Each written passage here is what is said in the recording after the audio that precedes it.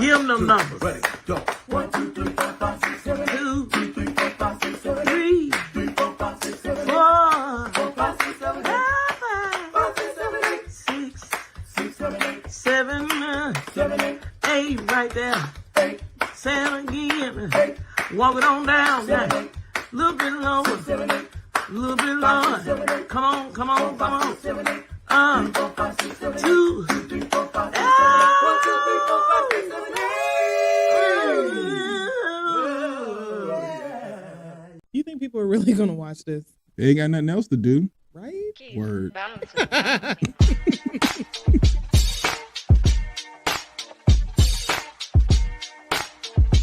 I ain't going on social media talking shit about TDS radio. I know that much.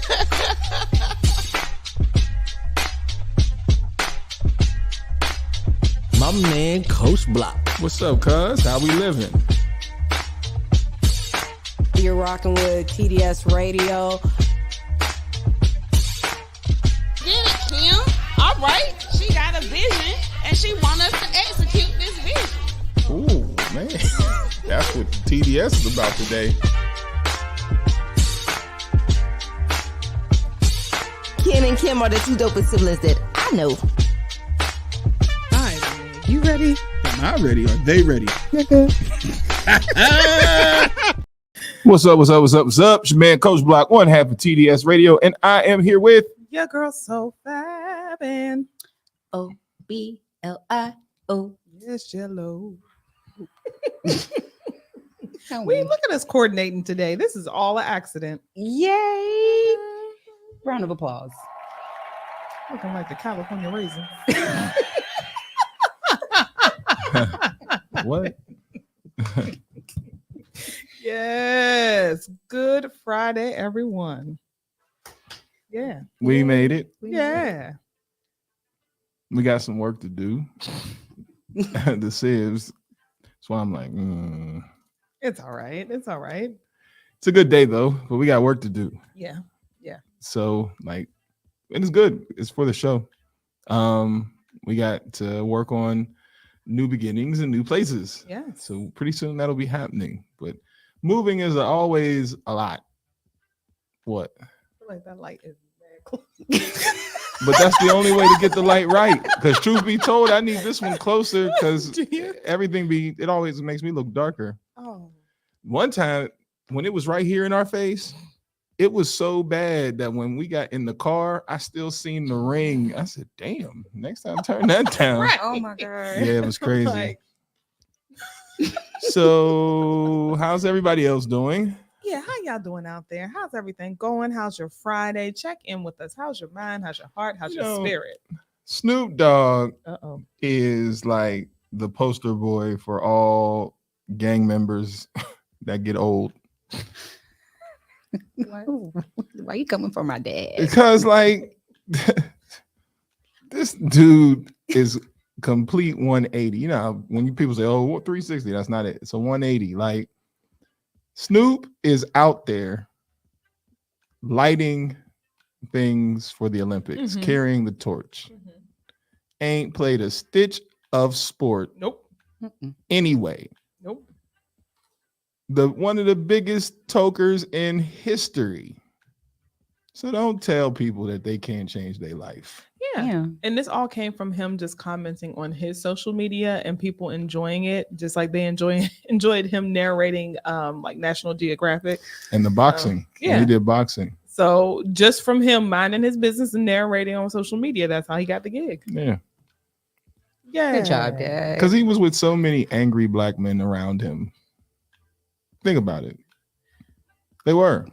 Can I also say, while you're talking about angry, I did not realize how much The Simpsons trolled Stephen A. And now going back and watching some of the episodes, he was like, you won't believe this. I'm angry. I laughed at that for a good minute. Yeah. He just yells, but he gets that check to be that buffoon. Yeah, you know, angry Watkins. But anyway, yes, like you said, he was around a lot of angry. There's a lot of people around Snoop did not necessarily make it the way Snoop made it. You know what I'm saying? Like, and so, you know, kudos to Snoop. It's good to see the fact that, you know, Him and that little wiggle. You little, What is that? Yeah, you little. All you gangbangers, look up the Snoop. Snoop is your way out. Yeah, he's a family man, and he minds his business. I love a person that minds their business. Okay. Yeah, you know, I just figured I'd say that because you know how many athletes want that opportunity, Yeah, and they gave it to Snoop. Oh, America. The greatest. People wait for that shit for every 4 years, and we give it to the dude who does not do anything in sports but commentate. I don't even know the words to that. What? When they were like, America, America. God shines his grace on me. Is that what it is? And crown thy good with brotherhood from sea to shining sea. Shines his grace on thee.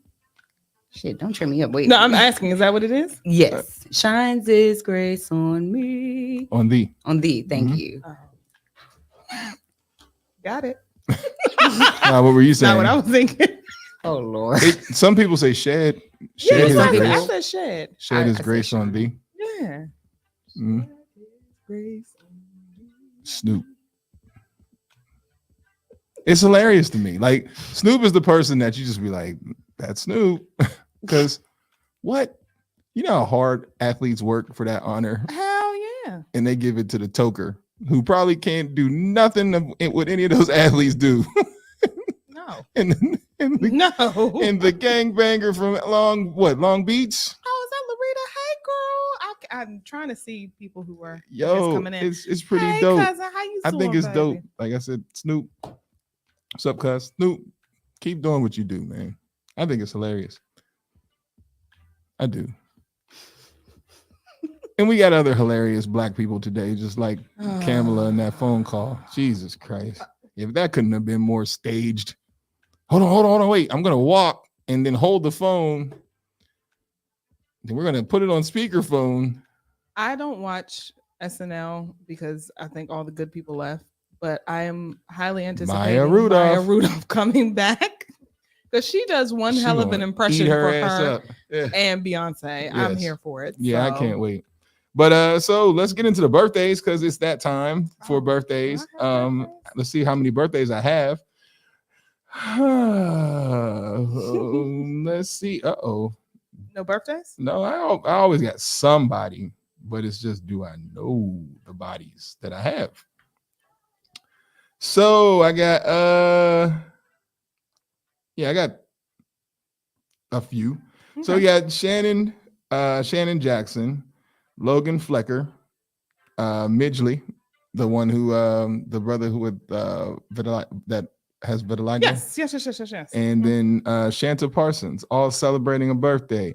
Shanta 42, Midge 49, Fleck, who I worked with at Enloe 35, and then Shannon Jackson did not put his age. But everybody have a happy birthday weekend. Turn up, get it in. Larita was watching. I seen that she was on the airport or on the airplane again. So I know everybody that's right. enjoy themselves and have a good time. Have a drink for me. Okay. I tried to. That rum wasn't hitting. Y'all ready? It's a little too strong. Happy birthday to you. Happy birthday to you. Happy birthday to you. Happy birthday to you. Well, you look good. You look good. You look fine. You look fine. We hope you have a good time. Happy birthday to you. Hey, happy birthday to you. And as the saying goes, continue to live your life in a way that makes every day worth celebrating from us and them. Hey. The Sibs, And OBO. the cousin. All right. So let's get into this. Let's get into this day. Let's talk about fabulous foolishness with Sofab Kim.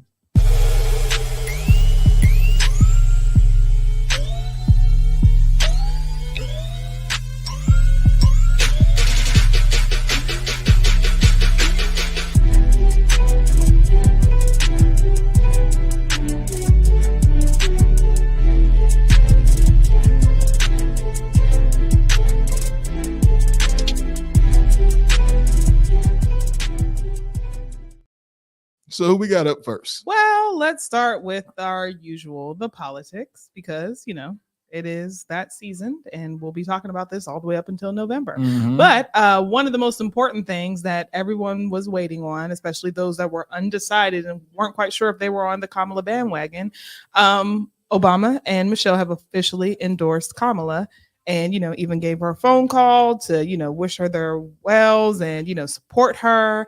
She put it on her social media and this was the video. We can play a clip of it. Brock, this means so much to me. I'm looking forward to doing this with the two of you, Doug and I both, and getting out there, being on the road. But most of all, I just want to tell you the words you have spoken and the friendship that you have given over all these years mean more than I can express. So thank you both. It means so much. And we're going to have some fun with this too, aren't we? He later went on to tweet, earlier this week, Michelle and I called our friend Kamala Harris. We told her we think she'll make a fantastic president of the United States and that she has our full support at this critical moment for our country. We're going to do everything we can to make sure she wins in November. We hope you'll join us. Michelle then followed it up with, I'm so proud of my girl Kamala. Barack and I are so excited to endorse her as the Democratic nominee because of her positivity, sense of humor, and ability to bring light and hope to people all across the country. We've got your back. So a lot of people in the comments were like, well, now that Obama and Michelle are supporting, we're definitely on the bandwagon. And there seems to be a new sense of excitement around the election that has not been seen prior to. So They said there was a surge in voting, over 40,000 people within the past 48 hours. Yep. Now, they didn't say how, though. There's going to be people that decide to register to vote against her as well. Oh, yeah. So I don't know how that's going to go, but it's going to be interesting.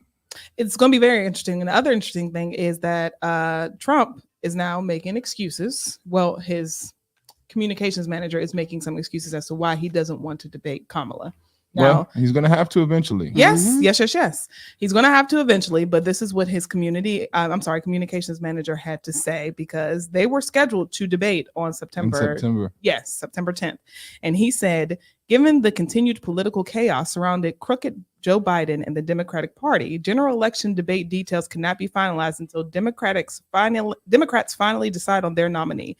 There's a strong sense by many in the Democratic Party, namely Barack Hussein Obama, that Kamala Harris is a Marxist fraud who cannot beat President Trump, and they are still holding out for someone better. Therefore, it would be inappropriate to schedule things with Harris because Democrats very well could change their minds. And I'm pretty sure that's why Barack was like, let's go ahead and do this. Because number one, you mentioned my name, right? And then two, you're making it seem like I don't back her. So let's go ahead. And not only am I going to back her, but my wife is going to show her support as well. That's wow. Trump and his crew are the ultimate trolls. There are no better. They find loopholes in damn near everything. Because they're not wrong. Because how do I know y'all ain't going to change y'all mind again? So if he wants to play the I know you are, but when am I type game, he can play that because we've never seen this before in history. And so there's your loophole. Well, then tell me what's the schedule for? Because how do I know you guys won't change your mind again? So then he sits there like, tight-faced little hands. Wow. Because his hands are little. Well, you know. But it's just he plays those loopholes in those games because it's like one of those things where you want to get mad, but it's like, he has a point. He does. Whatever. I mean, he's going to eventually have to debate her. Yes, but it's going to have to happen. To do it so soon, he's not prepared for her. No. She's prepared for him, but he's not prepared for her. So he's just stalling time. Yes, and that was essentially her tweet back to him, like, "What happened to anywhere, anytime?" You know, you had. Well, she can pull him out though. So then that's why I also get out from in front of the Zeta Phi Betas and get in front of those cameras and let's stop smiling so much and get real. Because when somebody said I need her to stop smiling and understand that when you get on that camera, sometimes you're gonna have to attack these people because they're about to attack you. I feel that 1,000%. There's a time to smile. We can celebrate and chill and all that. But right now that all these people put this money behind you and all that stuff. Get to work immediately because influence these voters now because these people are professional swindlers. So you have no idea what they're coming up with behind because you can't think it's going to be fair. And because you can't think it's going to be fair, I think right now she needs to start going for the jugular. Every opportunity she gets to get in front of that camera for something, and that's a debatable topic, it needs to happen. I would pull his ass out damn near every week saying something, because now she has the money to do it. And because you have that money to do it, draw his ass out, pull him out. He put him in a position where he has to respond. So even those that want to vote for him, it's like, God damn it, Trump, where you at? Because they'll turn, because it'll look like he's soft, because they're all about red blood Americans. Well, pull them red blood Americans out. Let's get right. I have faith that will happen. You know, Kamala is a very, very intelligent woman, and I think she's very tactful about what she's going to do, because like you said, yes, you can't smile all the time, but then also you can't be the angry Black woman, because that will be the next card that they'll play. Oh, she's angry, she's emotional, she's this. So I have faith that she's going to do exactly what she needs to do. That's why she's waiting for that damn debate, because she wants to eat his ass up. But you got to do something before it. Time ticks, and that's what they want to do. They want to stall you as long as you possibly can so that they're not hearing them debate. And I get it. And I understand, you know, don't lose you in the process. But when Trump ran the first time, people were like, I don't know. And then the closer we got to the election, it was like, this mother is actually gonna win this shit. Because of that track record, and because what we know about them being dirty, and because, you know, he'll pull out wild shit like, oh, you know, this doesn't count and that doesn't count, and we need to recount here and all that. I'm not, like I said, I'm not saying lose yourself, and I'm not saying don't stop smiling, but I'm saying now that everybody got your back, and you know that the key players got your back, there has to be some serious statements about what we see from Trump. You got to speak against that stuff. And it has to happen like now. There definitely needs to be campaigning, because that's, I think, where Joe had lost a lot of people, because he was depending on the wave from Obama of like, oh, because I'm vice president, I'm the cool guy, you know, I'm Obama's best friend. People are just automatically going to vote for me. And I think that's when people realize you just can't think that you're going to get the Black vote just because you associate yourself with what the Black community. With the Black community, or what we think is cool. Right. You know, so because he didn't necessarily work for it, it was like, Trump won, because people were like, why should I vote for you? Like, why should I even vote at all? You know, so yes, it's time for her to start campaigning. You got to start talking to everybody. I want to see her everywhere, and addressing some of these issues. It's like, let's get to it. Yeah, because you don't need him to debate. No. We need you to talk, because we don't know your policies. You see what I'm saying? And that's the part that when you're switching like this, and we've had Sleepy Joe waste so much of our sleepy time, now you're already behind the 8 ball. And now what do you co-sign from Joe? And then what are your policies that we're looking forward to, that we can look forward to? Because right now we don't have nothing on paper for her. And there's a whole bunch of stuff on paper for Trump. And it's like, so let's get to know you and what you plan on doing, because you're not Joe Biden. And I don't want her to get stuck. You're not Barack. Yeah, and you're not Barack. And I don't want you to be in their shadows, because then now that's going to set you up. Let's know you. Facts. You know what I mean? Let's know you. Yeah. And then don't solely depend on the whole Project 2025 thing, because I'm pretty sure that they're going to find a way to make it appeasing to the general public of like, oh, we're not going to do, when it's like they'll do. Trump has already said that's not mine, and I didn't write that. I have nothing to do with that. Only to, you know that you don't. And he's right. He did not write it. And he does not technically have anything to do with it. It is a foundation of or a collective of Republicans, up to 110 groups, who decided on the literature of this. But once again, as I said before, for anybody who's watching this new, the Project 2025 is not a new document. It's just they add to this document.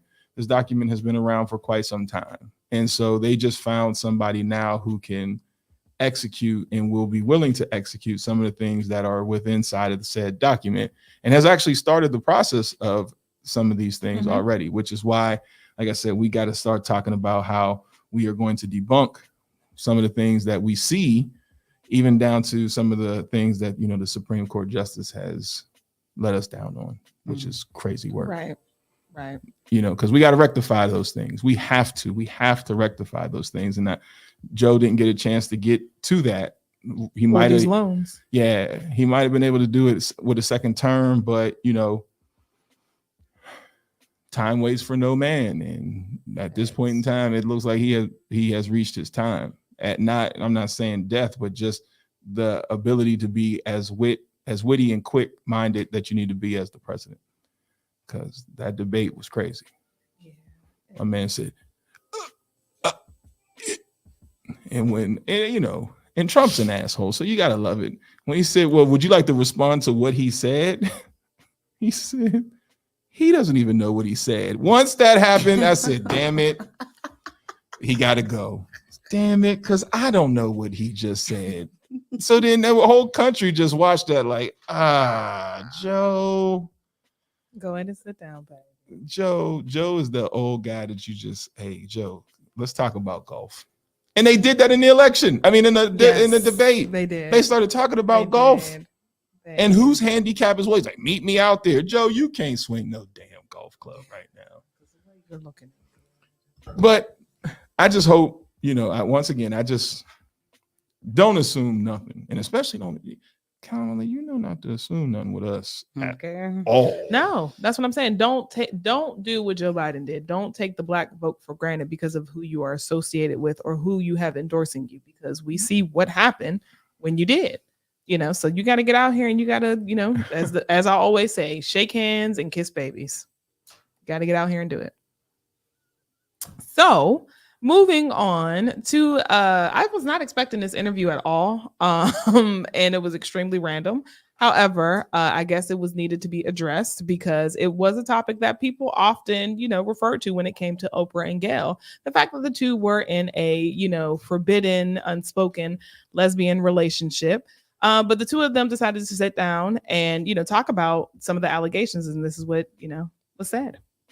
People used to say we were gay or that we were, but and listen, we were up against that for forever. No, and people still say that. And I used to say to Oprah, you got to do a show on this because it's hard enough for me to get a date on Saturday night with people thinking we're gay. Yeah. Because if we were gay, we would tell you. Again, it's interesting to me being a decade younger. I know when that was said about you. I remember that rough time frame. Yeah. But what I think you've taught society, yes, there's still some fringe people who maybe say that, but what you've taught society is that women can have deep, true friendships. Well, I think you're right, Melinda, because one of the things I started to think was maybe people aren't accustomed to seeing women with this kind of truth bond, meaning the reason why I think our friendship has worked is because Gayle is happier, not happy, but happier for me for any kind of success. And she goes on to talk about the fact that, Gayle is a true friend. She's not one of those jealous, envious types, where it's like, oh, I'm happy for you, but I'm really not. And I'm plotting that eventually things go wrong for you. Right. But she genuinely wants to see her friend succeed. And then she goes on to say, like, it's, as she said there, but she, expounded on it a little bit more about how that's not often seen in most relationships. Like when it comes to just heterosexual relationships or even men having that genuine happiness for one another and saying, you know what, proud of you, but it's not rooted with, I'm proud of you. I could say personally, I've seen friendships like that, as far as like them being genuinely happy for each other. They genuinely love each other and would like to spend time with each other and just pour into each other. I've seen good friendships like that. Have I ever thought they were gay? No. I will say that I've experienced that, where me and my friend, we've been friends for over 20 years. Right. But because we're so close and we joke and stuff like that, we've had people say like, oh, y'all like each other, y'all gay. No, that's my homie. Like, she actually, like, blood couldn't make us any closer than what we are. And she's seen me through, some rough periods, and she's the one that knows where the bodies are, but the thing is, why is it because we can have this relationship and we're cool and we're okay with, just having our like, I guess, an intimate setting of just us being together and having unfiltered joy. Oh, y'all must be gay. Are you that uncomfortable with? They gotta be. They have to be. Seeing people just mutually happy for one another. But it's not common. It's not. And that's the other thing. It's not common. Because I will say, to Oprah's point, there are a lot of people who are not happy for you. Just like there are a lot of friends that I had to get rid of along the way because it was like you're a secret hater. So let me go ahead and push you off and go you go somewhere because I don't have you to do. Right. But they're not happy. Like my friends say, especially my true friends say that they're happy for me, I can genuinely feel like you're not a hater. I appreciate that. And vice versa. Yeah. But do you have that? They gay. They're not gay. They old school. Okay, gay. they're gay. They're gay. They're because, old school gay. that would be a whole thing. They're old school gay. It will. They're gay. I mean, I'm entitled to my opinion like you are yours. Yes, you are. Am I not allowed to No, say I'm that? not saying you're not allowed, but Oh, whenever they're I disagree, you be like, oh, like, okay. I ain't saying nothing. all I just said right. they're gay. That's why I kept my mouth shut. That's why I'm looking just like this. I would not expect them to get on the camera and say anything different than what they said. Like, okay. I think they're gay. And Is it's it okay. because it's the story and they're sticking to it. Yeah. You got to write it out now. We know because we know that. people like that. That's why I'm like, I know people like that right now that will say and they'll fight. No, we're not gay. Okay. And everybody else know y'all gay is cool. It's cool. But you won't admit it because, like you said, that's the story. We're sticking to it. If they say something different now, Lord, look at the media that will go around that story. So let's just write it out. Okay. And they have a happy life. That's the biggest part. Are y'all happy? Yeah, cool.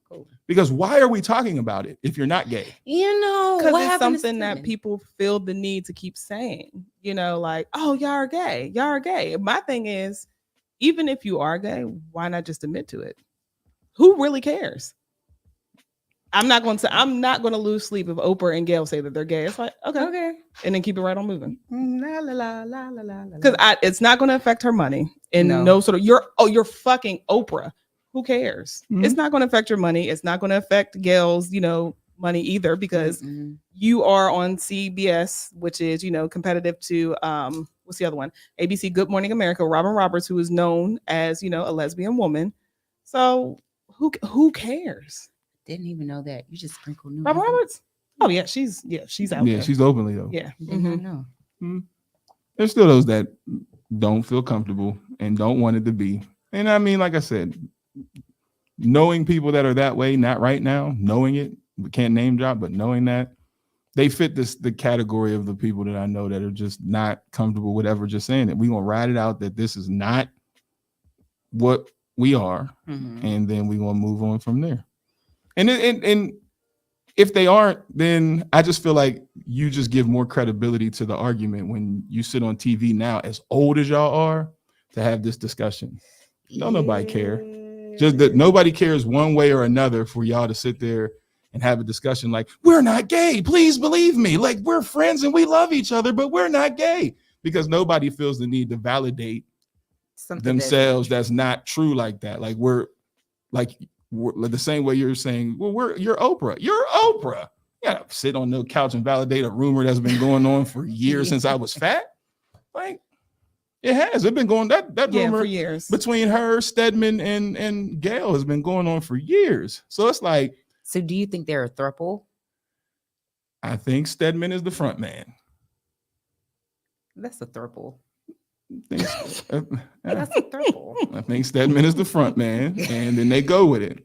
Because the other part is like, Stedman, you don't want a woman to be married and to enjoy life with you. This is the agreement that you decided to ride with for the rest of your life. And you are a successful, he's a lawyer too, correct? You are a successful Black lawyer, and you in the circles with all the people that she's in the circles with, and you trying to tell me this is what you decided for the rest of your life? There's no kid. He don't even have no kids, do he? I don't think so. That's what I'm saying. That whole dynamic, if we could sit here and be like, that's normal. Nah. And it's okay, it's y'all dynamic. I was just about to say that. Because I mean, if that's their dynamic, then who's to say what is normal? Right. I mean, it's cool. It is what it is. Yeah, like it's cool. That's why I'm like, why are y'all on the couch? Like, so what made y'all go on this couch for this rumor? This rumor's older than us.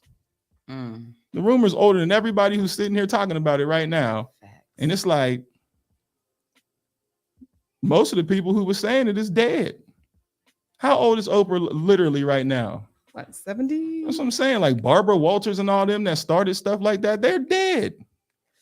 Like Geraldo Rivera, ain't he dead too? Oh, I don't know. Like most of the people that was doing Oprah, that tabloid. she actually is 70. That's what I'm saying. We are Wow. 70 years old, and we still. I wish I would. Even if I wasn't, and I want to live this lie, I'm not going on there. And who's the lady who's interviewing them? That part, because what is her name? Melissa Gates, I think. No, he's still alive. He's 81. He's Who just is? older. Geraldo Rivera. Oh, because he was an asshole who, consistently brought up Oprah's name and all that because he was jealous because her show during that time as a black woman was better than his show. So he would spew rumors about Oprah and things like that. Like all those people around. I'm surprised he's still alive though. Yeah, that 81. means the devil was holding him tight because he was an asshole. Straight up, the devil was holding him tight. Geraldo Rivera was an asshole. And so it's like, yo, you 70 years old with this? Right. Yeah, let it go, Oprah. Because this crowd of people only know you to be very, very rich. That part. They don't even know. I bet you most of the people who are younger didn't know that was a rumor. No. Did you know it was a rumor? I did. Mm-hmm. I did. But I mean, from my first remembrance of Oprah, it was from The Color Purple. So for me, she was always an actress. You're Sophia. Yeah. Yeah. Mm-hmm. Yeah. Absolutely. Yeah. Mm-hmm. Like I would want to know what guys was telling Gayle, like, are you really gay? Because you need to out those guys. Okay. Because Gayle, what? I'm Gayle. You know what I mean? But like you said, that's something that's associated with it. People are going to think, especially in their age bracket, because Gayle's not young. We're talking about 60, 70-year-old women. And then they're still going to think, okay, well, I remember that rumor. Y'all were gay. So are you gay? Because you ain't got no man. Because y'all won't even give me the opportunity. Y'all think I'm on this woman. Like, you never know. Like you just said it, most of the people are dead. Most people are older. So if she's dating in her age range, they're going to think, she's not going to give me the time of day because she's gay. 69. Mm-hmm. Okay. So even though I think Gayle has done some stupid stuff with men, but that's another story. Let's ask this question. She did something real stupid. Okay. And then that might go to answering my question. You're 69 and at least Oprah has had Stedman. Who has she ever been visually dating? I haven't seen visually. She just said some of the things that she's done when dating these guys. Spill the tea, friend. What'd she do? Well, she was saying she would give some of the money, and I'm like, so were you being a sugar mama? Like, why are we doing that? Because that's not cute. No, not at all. The social media She has was this definitely paying information? him to keep him around. Because what the fuck? And that was a recent interview that she did. She was like, it wasn't like she just met them. Like, I guess they had some sort of relationship, but she did allow him to borrow some money from her. Like, well, who are you dating? Right. And she put it as borrowed. Yeah, but I think it was borrowed and I wasn't going to get this money back type of conversation. Oh, this was this young dude. Oh, she was cool with wasn't she dating the mayor? The one dude that tried to run for president, the black guy? Corey, yeah, Corey. Cory Booker? Yeah. I don't think Wasn't she dating him for a minute? I thought Cory Booker had a white woman. Oh, I don't know. Oh no, people were asking was she dating. And then that was the person. Then she loaned money to this young guy here. This young fella. And what was his profession? I'm not sure. her makeup was good in that one. So but what's crazy is those are the, when you scroll, those are the only two pictures, only guys that you see her in pictures with is that young fella, somehow 50 Cent, and then Cory Booker and Master P. Master P. So I'm saying, you don't see her with and that's what I'm saying. So, and this is the social media world. How can you be that secretive? Golly, whatever they do or what they're doing, they need to make sure other people can understand that that's how you do it. Because No, there's no you're scrolling and you don't see nothing. There's no variety. Yeah. And Oprah cut out the variety because her person is Stedman. Right. And her children are her dogs. And Gayle has just started being vocal about her dating life. Like, she has not said anything about it.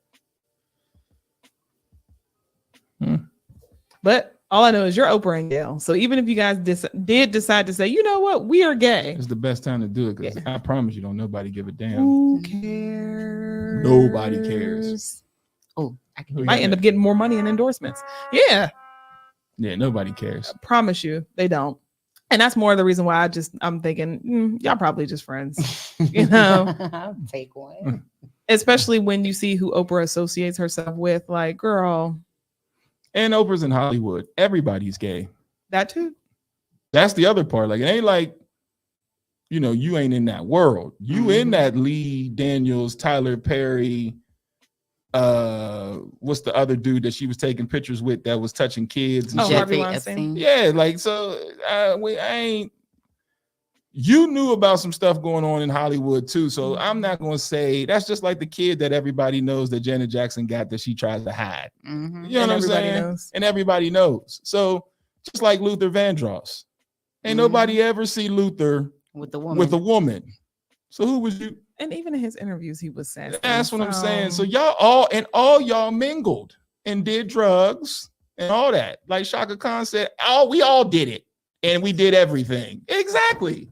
And so that's why I'm like, that group of celebs, because Oprah was in it with Bill Cosby and all them. Oh, yeah. There's pictures, yeah. Y'all was getting it in any way y'all could. Now you're old and you're like, I don't understand how anybody could think that because somebody's seen it. And then y'all just kept doing what y'all do, which is cool because at that time in the 70s, everybody was getting it in. And then when you graduated to that Hollywood world and you hanging out with people who are pedos and all that stuff, let's not act like you didn't know that stuff was going on, Oprah. You knew because she got pictures with a lot of different people that were like, hey. And so in that world, now that we're learning more about it, that society is deep and there's a lot of shit going on in it. In that society, I do believe that, yes, maybe they have a genuine friendship in that society, but when we start talking about those celebrities that was in there, they was all doing each other and everything was going crazy. And Shaka Khan was the one that be telling it like, they better get Auntie because she be telling everybody. She ain't the only one that be telling it. No, she's not. Gene, one of P. Diddy's old bodyguards, he be telling it. Jaguar Wright, she was an artist for. Did she get arrested? She been getting arrested. She got arrested for not returning a goddamn U-Haul truck. I seen the YouTube episode on that one, and it was a bigger story. But she talked. Sis know how to run it with receipts. I respect her because she always carries receipts. And they try to silence her and shut her up. But girl, what's going on with this U-Haul? Speaking of arrested, might as well go ahead and segue to that. Hakeem from Empire. You may know him as Bashir Gray. He just cannot seem to stay out of trouble. And now he's been arrested for trespassing. This was in Florida, yes. And as you can see, our homie's going through some things. Empire and New Edition money that ran out. Yeah. And I mean, I feel like there's a deeper conversation here because no one is really paying it. No, first of all, no one really talks about him anymore. There's no sort of like friendships. I don't see, Juicy talking about him, Taraji, Lee Daniels. No one references him. Juicy who? Juicy Smollett? Yeah. Because Juicy better keep his mouth shut. Right. I mean, but he's coming back. He has a new project that's getting ready to come out. So, people seem to have he has a new project coming out. So people seem to have forgiven him. But this young guy right here, he just can't seem to get it together. And I feel like he is going down the same path of like the Orlando Browns and, where it's just like you were a star, you probably couldn't handle that much success and then nothing. He does look ill moisturized. Yeah, something's going on here. But here's what I feel bad for guys like him because they don't get a chance to get their who's the guy that played Iron Man? Blank. I know. Yeah. Yeah, him, Iron Yeah, Man. yeah. He was the most coked out, drugged up. Jesus, I can't remember his name. Downey Jr. Yes, yes. He Robert was the Downey Jr. most coked up, drugged out, constantly in trouble. And somehow, somewhere, something happened, and boom, he switched. You know what I'm saying? But he's had, and him and Charlie Sheen, they have had their runs where they have just totally just been fucked up. Our celebrities rarely get that bounce back moment. So I'm hoping that whatever it is, somebody identifies it and helps him so he can get his bounce back moment. Because, you know, people forget that Robert Downey Jr. was trash. Like, he was completely trash before getting certain scenes, certain parts, and then whoever decided to assist him with cleaning him up, because he was loose. Yeah. You know what I mean? He stayed in the news. Now, he didn't look like this, though. This looks like somebody that we know in the hood, like facts. That you be like, oh, is that Tony? That's Junebug at the corner store. Tony asked, why he robbed the damn corner store at the corner of his block? So no, good will that man know him. Yeah, they knew it as soon as he walked in. Tony, somebody go call his grandma. Was that you? But there's some talks that Carolina mugshot. Something deeper happened with him. Yeah, well, you know, his lips is all cut up, so something happened. No. I'm talking about before he got to this point. Because I watched a few of his live, and you can tell he's been off for a while. He's been off for a while, but I think that also circles back to the original story about the whole thing with Hollywood, and I feel like that could play that role for him. It's disappointing to see him go down the slope this way. And the more we see stories being told, can't handle the Hollywood. No. And then the more we hear about these stories being told about how people think that they're bringing these young celebrities on and they're grooming them and they're wanting certain things from them. And like you said, how certain people can't handle it. It makes you wonder about how they end up like him, or, you know, any of the other celebrities that are allegedly losing their minds or going through something. It's like, he was just fine in Empire. And like you said, New Edition story. What happened here? And see, that's where I would like to see people, and this ain't even being funny, people like Bobby Brown, you know, who has been there and has had his time. And now, you know, Bobby's on the other side of that, losing Whitney, losing his daughter, et cetera, et cetera. He's on the other side of that, where it's like, yo, let me try to help him. Or, you know, anybody who has seen it, you know, the Martins of the world, where you on the top of the game, and next thing you know, you in the hospital. Like, people need to reach out to these younger people who Hollywood just takes them over, and then you lose them. Like the one boy, I forgot what show he was on. He was one of the young guys, the one that had the ears, that he's all tattooed and stuff. He worked with DL Hewley, and he was like, man, I owe everything to DL Hewley. He was on the DL Hewley show. He was like the young kid on it though, but now he's like a gangbanger with all this he tattoos. Made his son Michael. Yeah. He went through it too. Yeah, like he don't look nothing. Yeah, he looks nothing like that. So like, in these young celebrities, whatever this is with Hollywood, it chews them up and spits them out, and they're seeing and dealing with things that they should not be seeing and dealing with at such a young age, clearly, because they're not recovering the right way. Right. And, you know, even if we talk about, you know, Orlando Brown and Raven Simone and all them, and, you know, Justin and all, they all got stories. Yeah. You know what I'm saying? Like, all that Disney stuff wasn't the way they did Nickelodeon. They need to do Disney. Yeah, definitely. Because I'm sure something happened with all them kids with that. You know what I'm saying? Everything Orlando Brown says is not wrong. Some of that stuff, I'll be like, you got to read between the lines. Especially when you see people who are pick the water. And especially when you see people catch him on the street and he's acting just as normal. You know, it's like, well, what's going on here? What's happening? Yeah. And I believe him when he said that they made Raven Simone get rid of he and Raven's child. And that's when the beginning of him losing his mind started. Like, they told him they told her that she had to get rid of that, because that's when That's So Raven was hitting. And it was like, nah, you can't be pregnant.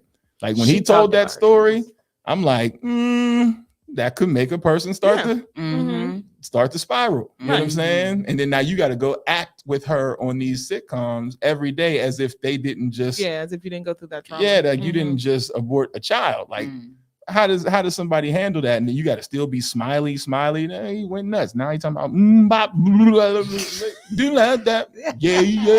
You know it, Raven. Oh my gosh. Like, I feel sorry for some of those kids, man. I do. And yeah, that's bad. It's a terrible thing.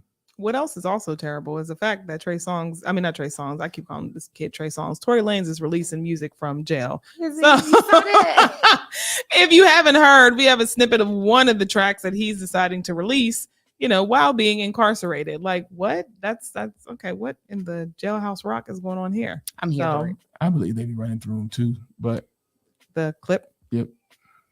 It's okay. I know this will happen one day. I can't lie. I just wish I never met you in the first place. Damn, why you had to come and kiss me in the first place? Damn, why we had to even. What? Oh, I like that. I enjoy Tory. Okay, I think he makes good music. Maybe you should have sold that shit to Drake to help him get his shit up because he needs something like that. That's so good, Tory. Good job. What? Good job. I'm so proud of him. Make your money in the punyon.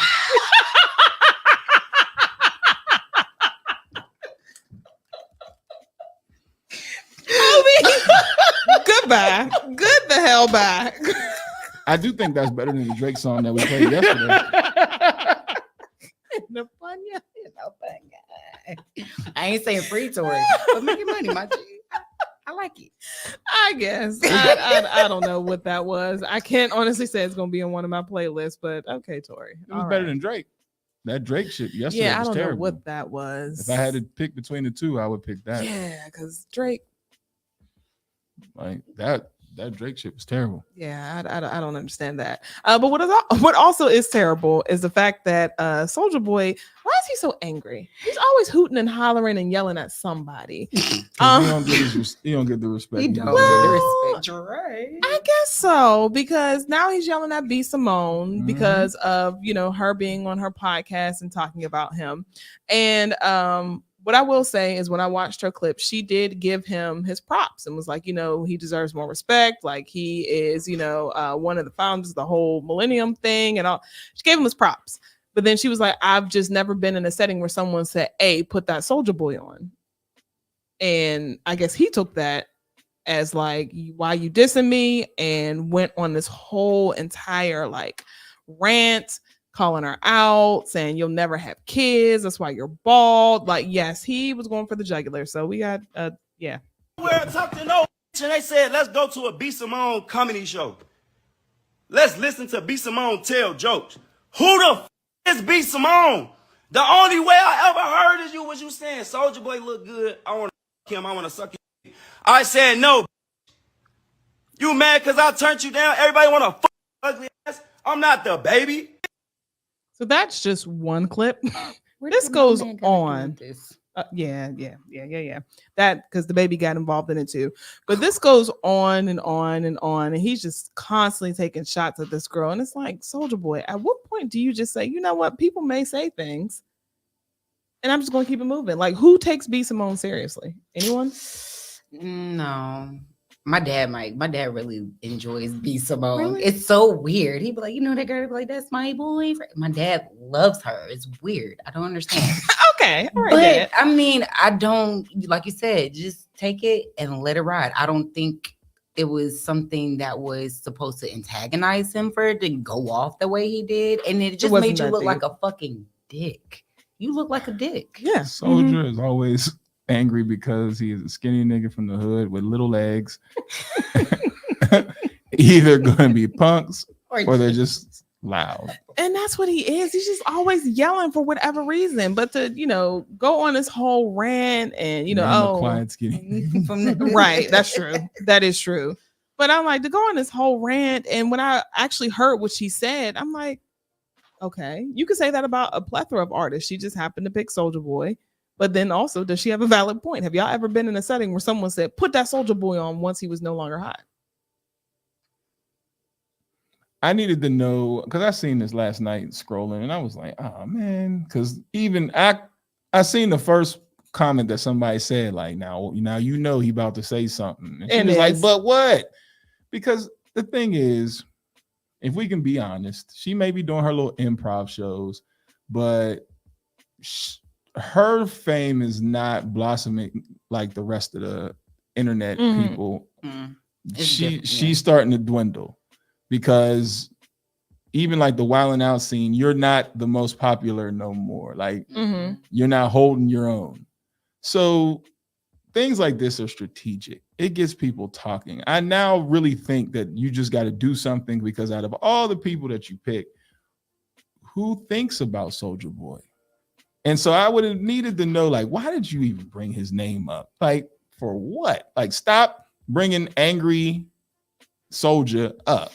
DeAndre. Yeah, stop it. Like, why are we bringing angry Soulja up? One, because you know he's going to respond that way. You know, everybody knows as soon as you say something about Soulja Boy, here he go. Like the last story that we had about Soulja Boy, and I said, well, what'd he say? And you were like, and he said, because he's not going to let nothing go. He never lets anything go. So why even? Why? Like, B. Simone is a step from being on a reality show. And Soulja's done with reality shows. He's just the dude that's angry now. Because he had a point until he started being disrespectful. I'm not paying a dime to go see B. Simone in a comedy show. Not a thin dime. No. So if that was his argument, but Soulja Boy takes it too far. Yes, takes it too far. You ain't gonna have kids and all that stuff. Like, what are we talking about? But it's two irrelevant people arguing. Yeah. Because if Baller Alert didn't put it on my algorithm, wouldn't even have came across it. Like, I only came across it because I was like, oh, Baller Alert, here's the story. And B. Simone is talking. And like I said, it's just she needs something to talk about because at the end of the day, she's trying to rebuild her podcast. You gotta build your stuff back up. Because DC Young Fly and all the people that you started with, that whole crowd of people, they've blossomed and moved on. You won't see DC Young Fly talking no shit on Soulja Boy. You know what I'm saying? Because for what? Right. You know what I mean? And I think that's just a ticket for her. And if Soulja, the one thing I will say about Soulja Boy, unlike Orlando Brown, he don't be exaggerating when he says certain things that he say. People try to treat him like he's crazy, but he's not crazy. So when he said, you tried to sleep with me, did you bring his name up because of this? And he said no. Like, did you? Very well could have. Because you're not rebuting anything of the saying. There's no rebuttal to what he's saying as far as like, I ain't trying to sleep with him. And if you did, I think if somebody lied on her, B. Simone is petty enough to be like, I ain't trying to do it. Don't try to take the high road now. You said what you said. You took a jab, and then behind the jab was all the accolades. But you took a jab at the man because, like you said, who talks about Soulja Boy? If anything, he be on TikTok all the time doing battles, like, and then he does like songs, to help keep the viral moment. But this nigga's on TikTok all day doing battles. I swear to God. Battles like what? On the TikTok battles I be telling you about. Girl, that man be on DeAndre Way, be on TikTok, talking some, take them nuggies, like all day. I swear to God. And that's why I'm saying, like, a whole world that I'm gonna have to learn. Because what? It is. I promise you, like, in my mind, that's when I think, like, yo, she took a jab. Because the one thing I do hate for people to do is take the jab, and then after you do that, but I'm gonna give you all your accolades. No.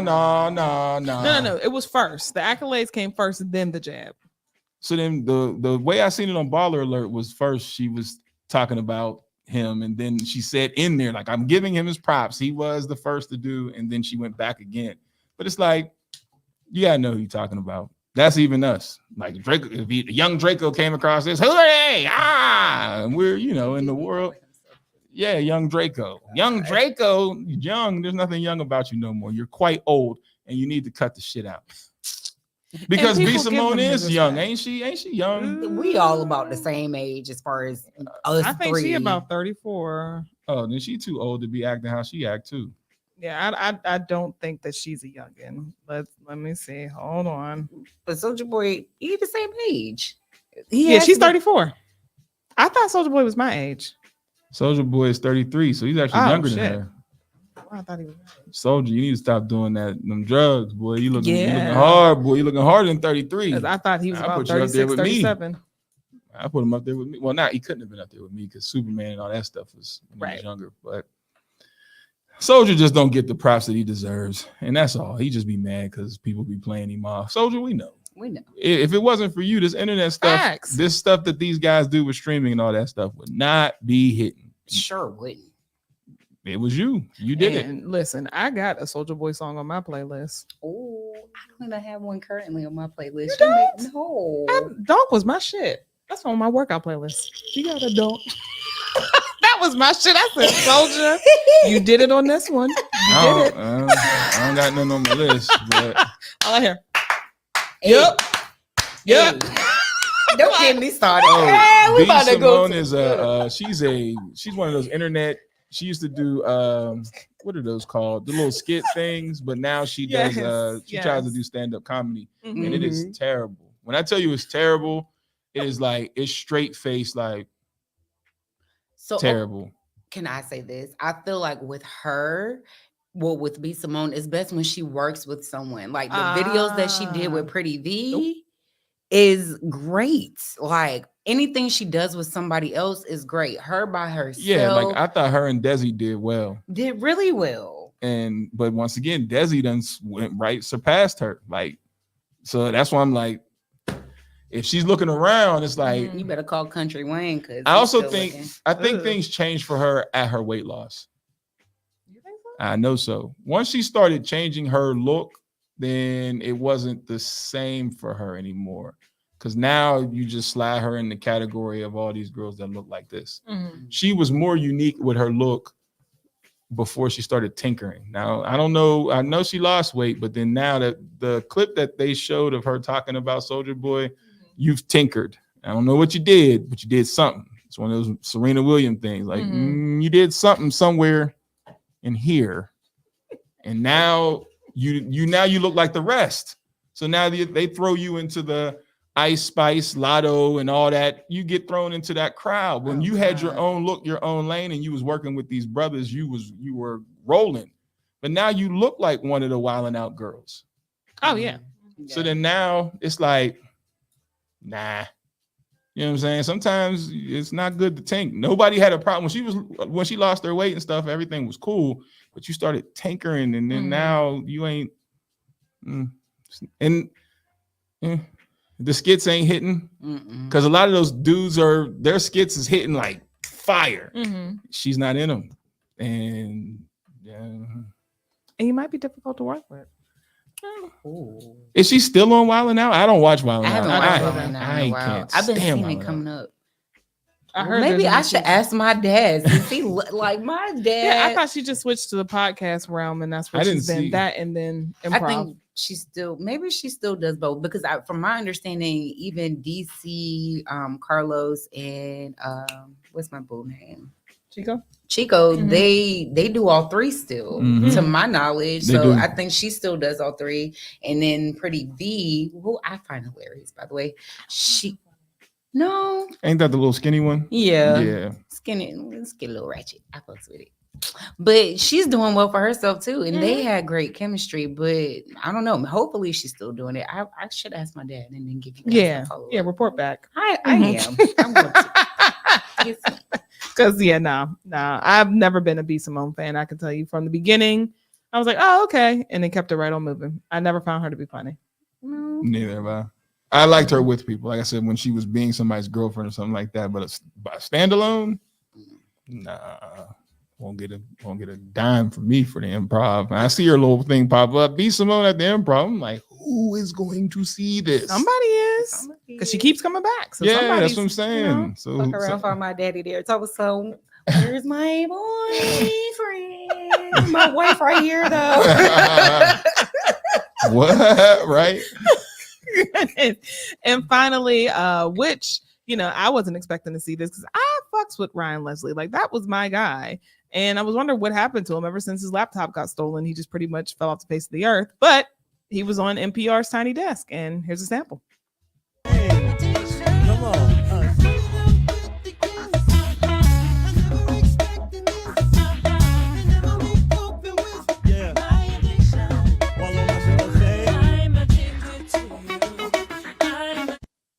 So of course he did all of his hits, Diamond Girl, and what was the other one that was off the CD?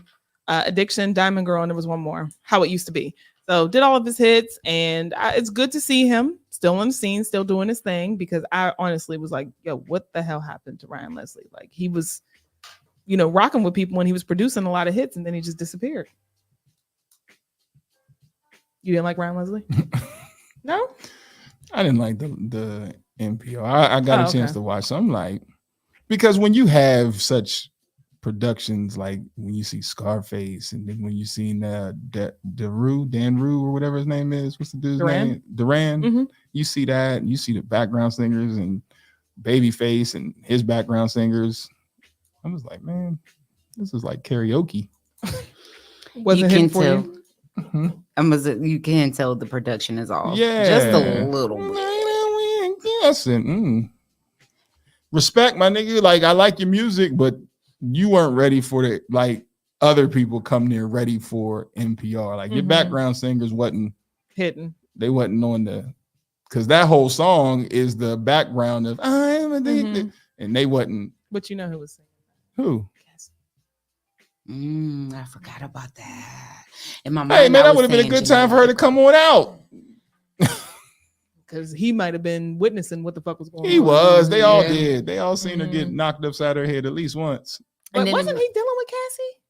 I don't think so. I could have sworn that was who he was writing these songs about. Because then he got pissed off because she kind of just moved on to Diddy, and he was heartbroken. I don't know. Let me check. I don't know. Because he was messing with somebody, and the nigga just couldn't recover. He won. But also speaking to the fact that it was Cassie, it could be a. I know he was like, bitch. You know what? Now take that. Ha ha. I can't. I know. Cause you know what? If he was heartbroken and he found out, I know he was probably like,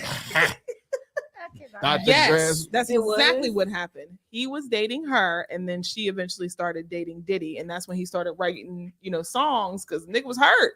He was hurt. That was his chick. Yeah, and he wrote Me and You. Oh, oh shit. So I know he was probably like, okay, all right. That video of her coming down the hallway, he was just like, you know what? Not everyone's as petty as you are. I'm not saying, but in his mind, you don't. He was hurt. He was very hurt behind that. So, yeah. Yeah. Jay, now y'all be nice. What'd she say? She said he was like the car. I mean, that is a karmic situation at this point. Like, right. I'd have been like, didn't work out over there, huh? And to know that I'm responsible for your biggest hit. And Chris Brown told you, grass ain't greener on the other side. Didn't he? Chris wasn't listening. Oh my God. How's that eye? You good? We're not doing this.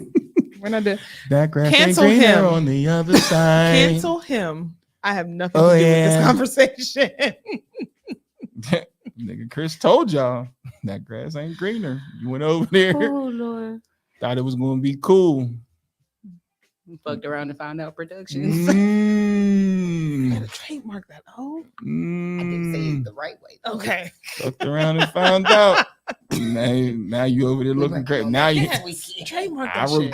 I wrote your biggest hit. You over there with him. Yeah. Now you getting lumped up money. Yeah. Because that money came with a price. So yeah, that would have been awkward to be like, hey, do you want to come perform this song with me on NPR? Like, no. This is what he got from that one. Yeah. Cuz said, I mean, I would have been like, you wouldn't have got smashed over here. I'm just saying, right? You wouldn't have had to take hits. We would have made them. All right. All right.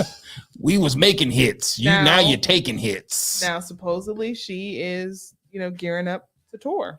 So maybe the two will. Cassie is? I'm not giving you no more hits. I don't know if that's going to happen, but that was a thing at one point where she was supposed to be touring, and I don't know if she was touring with him or whomever. I don't know. But she got enough hits by herself? She got about ones. I don't even know. I can't even tell you. Me and You and Long Way to Go. Yeah, and then she's an opening act. Yeah, because I think about maybe 5 songs from Cassie. From Cassie. What other songs do you know? Official Girl, Say I Wanna Be Your. Oh, I forgot about this. And then there was another one after that one. I just can't spit off my head. But is there not like an issue, like contract wise, between the possible label and her performing those records, or because they can make it off the back end as far as radio spin, she can make it on the shows? Because I don't see other reasons why she would want to sing any of those songs. Why not make new songs? That's it. Unless she just doesn't have the will to want to, perform again. Which I wouldn't want. I wouldn't blame her for that one. Yeah, I am baffled by the fact that Ryan Leslie was with her and she left him to go to Diddy. That wasn't a. Like my man Jigga say, like that I wouldn't advise that, because that's not a good business move. Like that was a terrible. You thought it was gonna work. I was about to say, I'm sure she thought, because did he compare it to Ryan Leslie? Like, but then it didn't work over there. No, it didn't. I'm not saying it didn't work. Like, so I wonder if before he turned to Ike Turner, did he give her some hits? And then like, did anything pan out musically for her? Like, not really. You know what I'm saying? Like, Tina Turner got her ass whooped, but she was in that. No, because Ryan Leslie was essentially responsible for Cassie. Like, he found her, he wrote and produced most of her songs. Oh, and then you left me? Oh, Ryan. Yeah, me. Yeah. I know he was like, hit her with a, hey, big head. Not the hey, big head. You all right? Seen that video. Was wondering why you slowed down a bit. Holla at me if you need another hit. Ba-doom-ting. And I don't mean fist. Holla at me if you need another hit. If I was him, I'd be petty as shit. I know you would be. Because I put money in your pocket, I made you, and you left me? And then you over there running down hallways for your life? Oh, Lord. Oh, my God. Yes, that is karma. God do not like ugly, and clearly you were ugly in that situation. Now, how do we know if Ryan Leslie was an angel? I would hope that Ryan wasn't beating her. Well, because she didn't go get no money from him unless he ain't got no money to get. Apparently he didn't. That's why she went to Diddy. We ain't heard from Ryan since the early 2000s. Well, his vocal cords sound like it. And like I said, he did deal with depression. So I was about to say, we ain't heard from nigga. Oh, he did? Yeah. Well, see, well, he was heartbroken. Like, he dealt with depression because of her. I think in a multitude of things. Because then the other thing was like someone stole his laptop and was trying to extort him. It was a lot going on with him at one time. Say, if he went into depression because of her, I know he was probably like, oh, that might have been the first snap, and then after that, it was like, yeah. I ain't even gonna go into it. We're gonna leave that alone, Ryan. But it was that NPR wasn't it.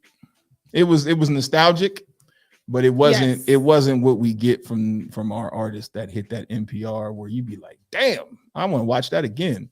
Because I've watched the Duran one multiple times. Because that brother, the way he can do things with his voice is insane. His range is insane.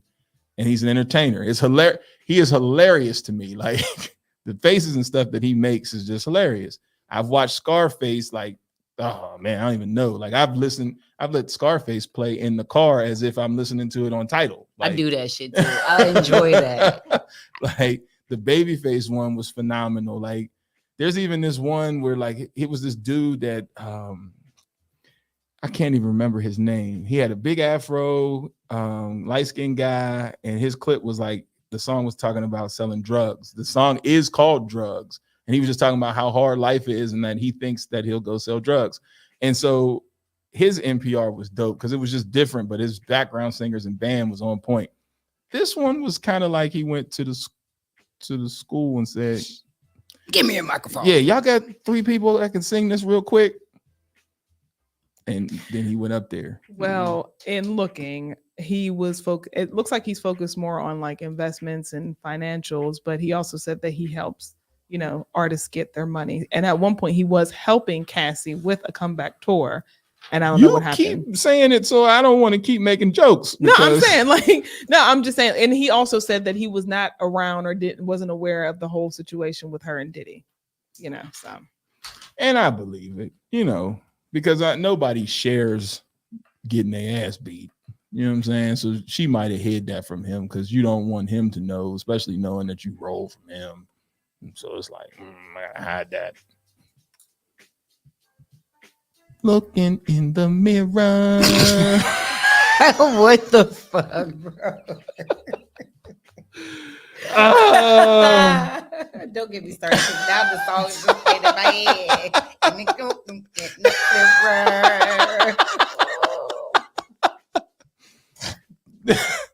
Started out with the kiss. Oh, never expected this. Oh. Yeah, she ain't expected. All right. I'm addicted to you. All right, let's move on. I'm addicted. Let's move on. Let's move on. Not the Diddy bop. My addiction.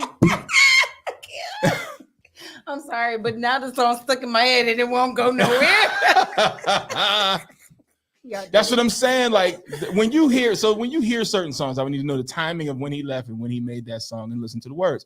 For example, I just ran across something, and this is my. I don't even know if you know the song, but it's a song from Jay-Z on the Dynasty album called "This Can't Be Life," and on there it's Scarface, Beanie Siegel, and Jay-Z. And so for years, I'm like, Scarface is. His verse didn't match because he started off as I walked into the studio to do this with Jig. I got a phone call from one of my niggas, said my homeboy Reese, he just lost one of his kids. So just now, Beanie Siegel told the story and said, that's exactly what happened. And everybody was like, yo, because you can hear in Scarface's voice when you listen to the song, like he's trembling. So he said, literally, they was going to the studio, everybody walking up the steps, and he got a call. He went outside. He said he came back and he told everybody what happened. Beanie Siegel was like, they didn't think they were even going to finish the song that night because everybody was like just shocked, like, yo, because this is one of his homeboy's kids. And he was like, nah, we're gonna run it. And he said he wrote the verse right there and said it. Like, and at the end of the song, he says, I could have rapped about my hard times in this song, but Lord knows this would have been wrong. I had to give you life. And he was talking about giving the life to the kid for a song. So when you go back and listen, you like, just like when we listen to Kendrick Lamar, you're like, King Kunta is about Drake. I don't give a shit what nobody say. Now, when you hear Ryan Leslie being hurt the way he was hurt, go check them receipts. When did they start dating? Check them receipts. Because I mean, addiction, he was talking about her. You're my addiction. And then songs got a little, sappy afterwards. Oh shit, you done put it together. It does make sense. Because think about it. If they were already dating, he got vocals for free. You already, I don't need you no more, bitch. You left me. I don't even need the polished version. You gave me a good sample right here. That bitch was never, she didn't get no coin for that dollar. No song. Damn. That's what I'm saying. And then when you put it together, you be like, man, they be going through it. And it be on the tracks, and we just be like, it started off with, hey, it be people's misery. Like, don't play that shit. You singing my bag. I'm like, what project came out? That be after people's that? misery. Oh, We be the whole time while he was making that album, she was out there fucking Diddy. That's the wild part. crazy work, right? Crazy work. People be going through it just like Little Brother. They kept telling people stop playing the first album because they never got paid for it. So the Minstrel Show album, they begged people like, please stop streaming, stop, because we ain't never got coins for that. Knife Wonder said the same thing. We never got paid for that project. So that was basically like a free album to the label. They have never been paid for the Minstrel Show. And that's one of their most popular albums. That's messed up. And we be sitting there because I know I listen to it. We like to welcome you to everything. Now I'm like, this shit is Ninth Wonder. This shit is hot. And I remember when I met Ninth, this is probably why the nigga never really gravitated to me. Met him. I said, man, I was listening to the Minstrel Show this morning. He was like, that's what's up. That was it. I'm like, oh. Now, once again, when you find out the backstory, I'm like, yikes. Yeah, he didn't want to hear that shit. That nigga didn't get paid. Figure out how to take it off. Right. Or figure out a re-release. Like something about a re-release. And then like I understand you got copyright infringements. Figure out something to where you tweak it just enough. Isn't that what Ashanti did? Yeah. Absolutely. So then do the damn and Taylor Swift did it too. Oh, she did? Yeah, she re-released her songs. She re-released and tweaked certain pieces of it. A couple of albums. Like a couple of albums, because you know they would not, once somebody bought the label that she was under, the original thing was for her to be released the masters or a portion of those masters. The person that bought it said, no, we're not doing that. So instead of fighting them, she went and re-released every album that she did, so that when they do restream it, it's for her. Figure out another way to re-release. I'm saying, until y'all niggas do that, don't stop. Okay, because I'm gonna listen to my favorite song. The fuck the labels though, but I like you. I love you. I want to enjoy you in every way I can. Don't make me cry. I mean, I love learning the stories. When I found out the stories, like I was listening to that Can't Be Life song over and over again because I'm just listening to Scarface's voice. Like this dude went through it and still finished the song. Nigga was nice. And they made him, he was supposed to be first, but after he laid that verse, they made him last because it was like, you can't top this one. Right. Nah. Yeah. Pretty dope. So Ryan Leslie, keep putting that song out there, man. That's her though. That's deep, and I don't want me to harp on it, but it's just if that situation is so crazy, because like if he wanted to be petty, then he just put like a remix on it and bring it right back out and flip it somehow. You know what I'm saying? Just flip that part. You got to get your coin on this one. I'm gonna send you a check. Seeing what you went through. Send me your ass cab. We can put you on this. Well, like I said, the two of them must have connected because in 2023 he was talking to TMZ about how she was getting ready for a tour. So, and that tour didn't happen though, did it? Because Diddy stepped back in. But this was also after she made the abuse allegations. Diddy? Yeah. Yeah. So that's that. All right. And that's laughing. Well, no, we mean to laugh at your pain, Cassie, but you know. We love you. We what? If y'all niggas come across this shit, remember that was him. I ain't say shit. I'm just putting the pieces together. Because why didn't Ryan Leslie shit sound right? If she would have never told me it was Cassie, we would not be. Once she said that, it was like, bing. Oh. I can't believe you didn't know that. And then when you told me the reason why, what? So spilled the tea. Well, because then the next project, he had that song, You're Not My Girl. Like, my nigga was going through it. And then Ryan, that shouldn't have been your therapy. The fuck? Him and that Karrueche chick. I still, you know what's funny? I still don't know what she looks like. Karrueche? You don't know what Karrueche? She is very beautiful. Yeah, so like, I don't know what Chris was tripping for because it seems like he was tripping for years. Why? What he tripping for? So he whooped Rihanna's ass about her. Because allegedly the text message that came over about have a good night at the Grammys was from Karrueche. Yeah, didn't know that. Yeah, yeah. He still fight for that girl to this day. You can tell. He love that girl. Oscar Rucci. Mm-hmm. So what does she do? She sings? She's an actor. I know She's she's an in Claws. Okay. I think Socialite and actress is her title. Yeah, Okay. I'm gonna say I know she done a few modeling things. But So is this a Ryan Leslie Cassie situation where she don't really want him, but he just can't get over her? Yes, because she's moved man, on. Jesus like Christ. she's dated plenty guys. Like she even dated the one football player. Why do my sport always end up being dummies? No, but you know what? They dated for a while, and then they just kind of went their separate ways. I forgot why they broke up. What's his name? Victor Cruz. Oh, she dated Victor Cruz? Yep, Okay. they dated for a good while. And But I no bet- kids came from it I or bet anything you like she that. They stopped just dating split. Once that nigga stopped playing in the league, once his career got cut, it was like, well, no Oh, he need to got be cut? here no more. He got cut? Hey, well, yeah. Oh. It was one of those ones where it's time to retire. Nobody wants you. Oh no. They said the split happened because it was revealed that he had a child. No, that was Chris. I'm sorry. Well, yeah, what happened with Victor Cruz? The money dried I up. guess so. You ain't in the league no more. What do I want you for? Because clearly Chris Brown will still throw some money at her. So, because I did not know that it ran so deep with him. Oh, he said life happened. What does that mean? That means I ain't playing and I ain't getting that check no more. That's what that means. What? You know how shit happens. No, shit doesn't happen. You get old. That's what it is. Nobody wants you. And you won a Super Bowl. And I'm sure he qualifies for the NFL pension. So he'll never, ever be broke. But you just There's ain't an going to have NFL pension? NFL. Hell yeah. But you ain't never going to get NFL money again.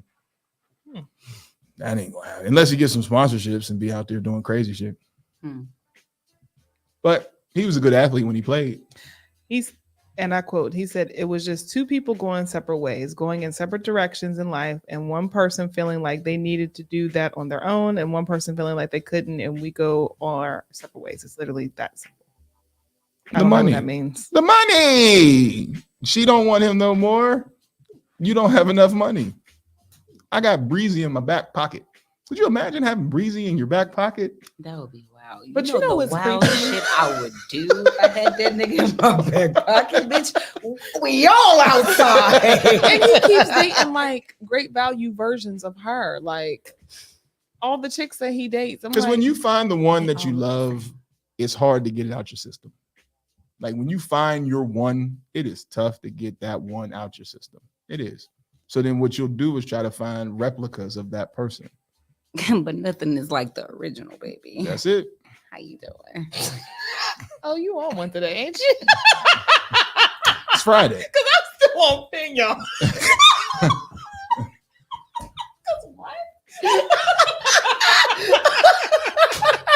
At least I showed the line down. We liking it down. You on lockdown, okay? Get your mind on when the thing gone. Okay. All right. Well, What so we have a messy letter. If Oh, we we choose do? to accept. Okay. You got mail. Oh, that actually would be a cute soundbite. It would. We gotta find that. Yeah. Will we get in trouble for using it? No. No? Okay. Messy got letter. mail. All right. Post anonymous. I have been dating my boyfriend for 8 years. He never says I love you to me unless I say it first, or he really wants something. He is friends with a male coworker for the last 1 year or so. They hang out every now and then outside of work. The coworker's girlfriend works with them as well and is always around when they hang out. Whenever the coworkers have relationship issues, the female comes to my boyfriend, especially about trouble in the bedroom. My boyfriend texts her more than he texts her boyfriend. He even tells her, have a Wait good a day. minute. What? Read that part again. What? Who texts more than what? Oh, okay. I'm sorry. My boyfriend texts her more than he texts her boyfriend. So the two of them are texting. Her boyfriend and his coworker's girlfriend are texting. Does that make sense? You completely lost me. Like that part, I'm confused on. Who's texting who? Okay. So, well, let's go back. Okay, so she's been dating her boyfriend for 8 years, Correct. right? He never says I love you to me unless I Got say that. it first or Yep. he's wanting something. I got that. He's friends with a male coworker for a year or so. He's friend with a male coworker. Yes. So boyfriend So has that's a he talking friend. about his homeboy. Yes. Okay. They hang out every now and then outside of work. Homeboys hang out. Now the homeboy's girlfriend works with them as well and is always around when they hang out. Homeboy's girlfriend is there with them chilling. Mhm. All right. Whenever the homeboy has relationship issues, his girlfriend comes to her boyfriend. His girlfriend, okay, there's the violation. Yes. There we go. All right, now let's get that. Okay. Especially about trouble in the bedroom. Oh, yes. Well, My boyfriend texts her more than he texts the boyfriend, so his homie. So that's where that's where I was confused. So her dude texts her dude's friend woman more than him. Yep.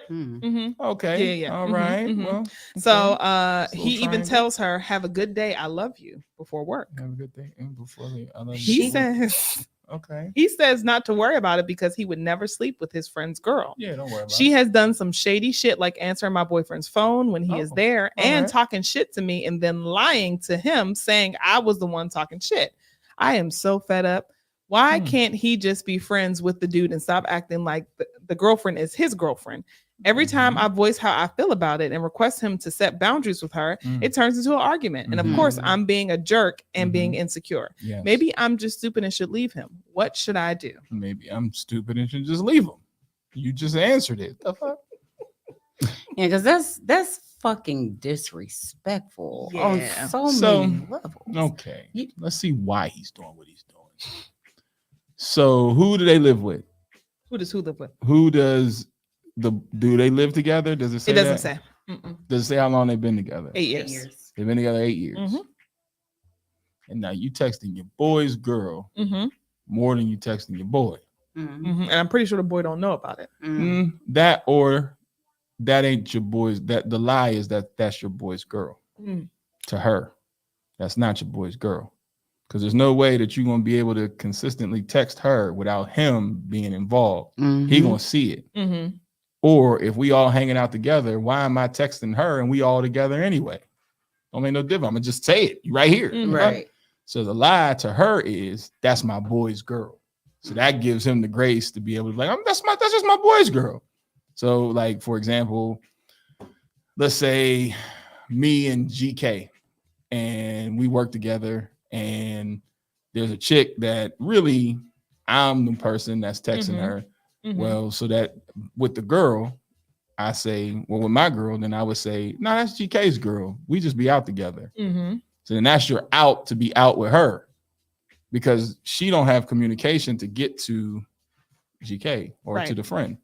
So that is the lie that's being told to her because ain't no dude hanging with his homeboy and his homeboy's woman without your woman. Without her being there. You ain't doing that. Like if you gonna do that, all four of y'all hang out together. That part.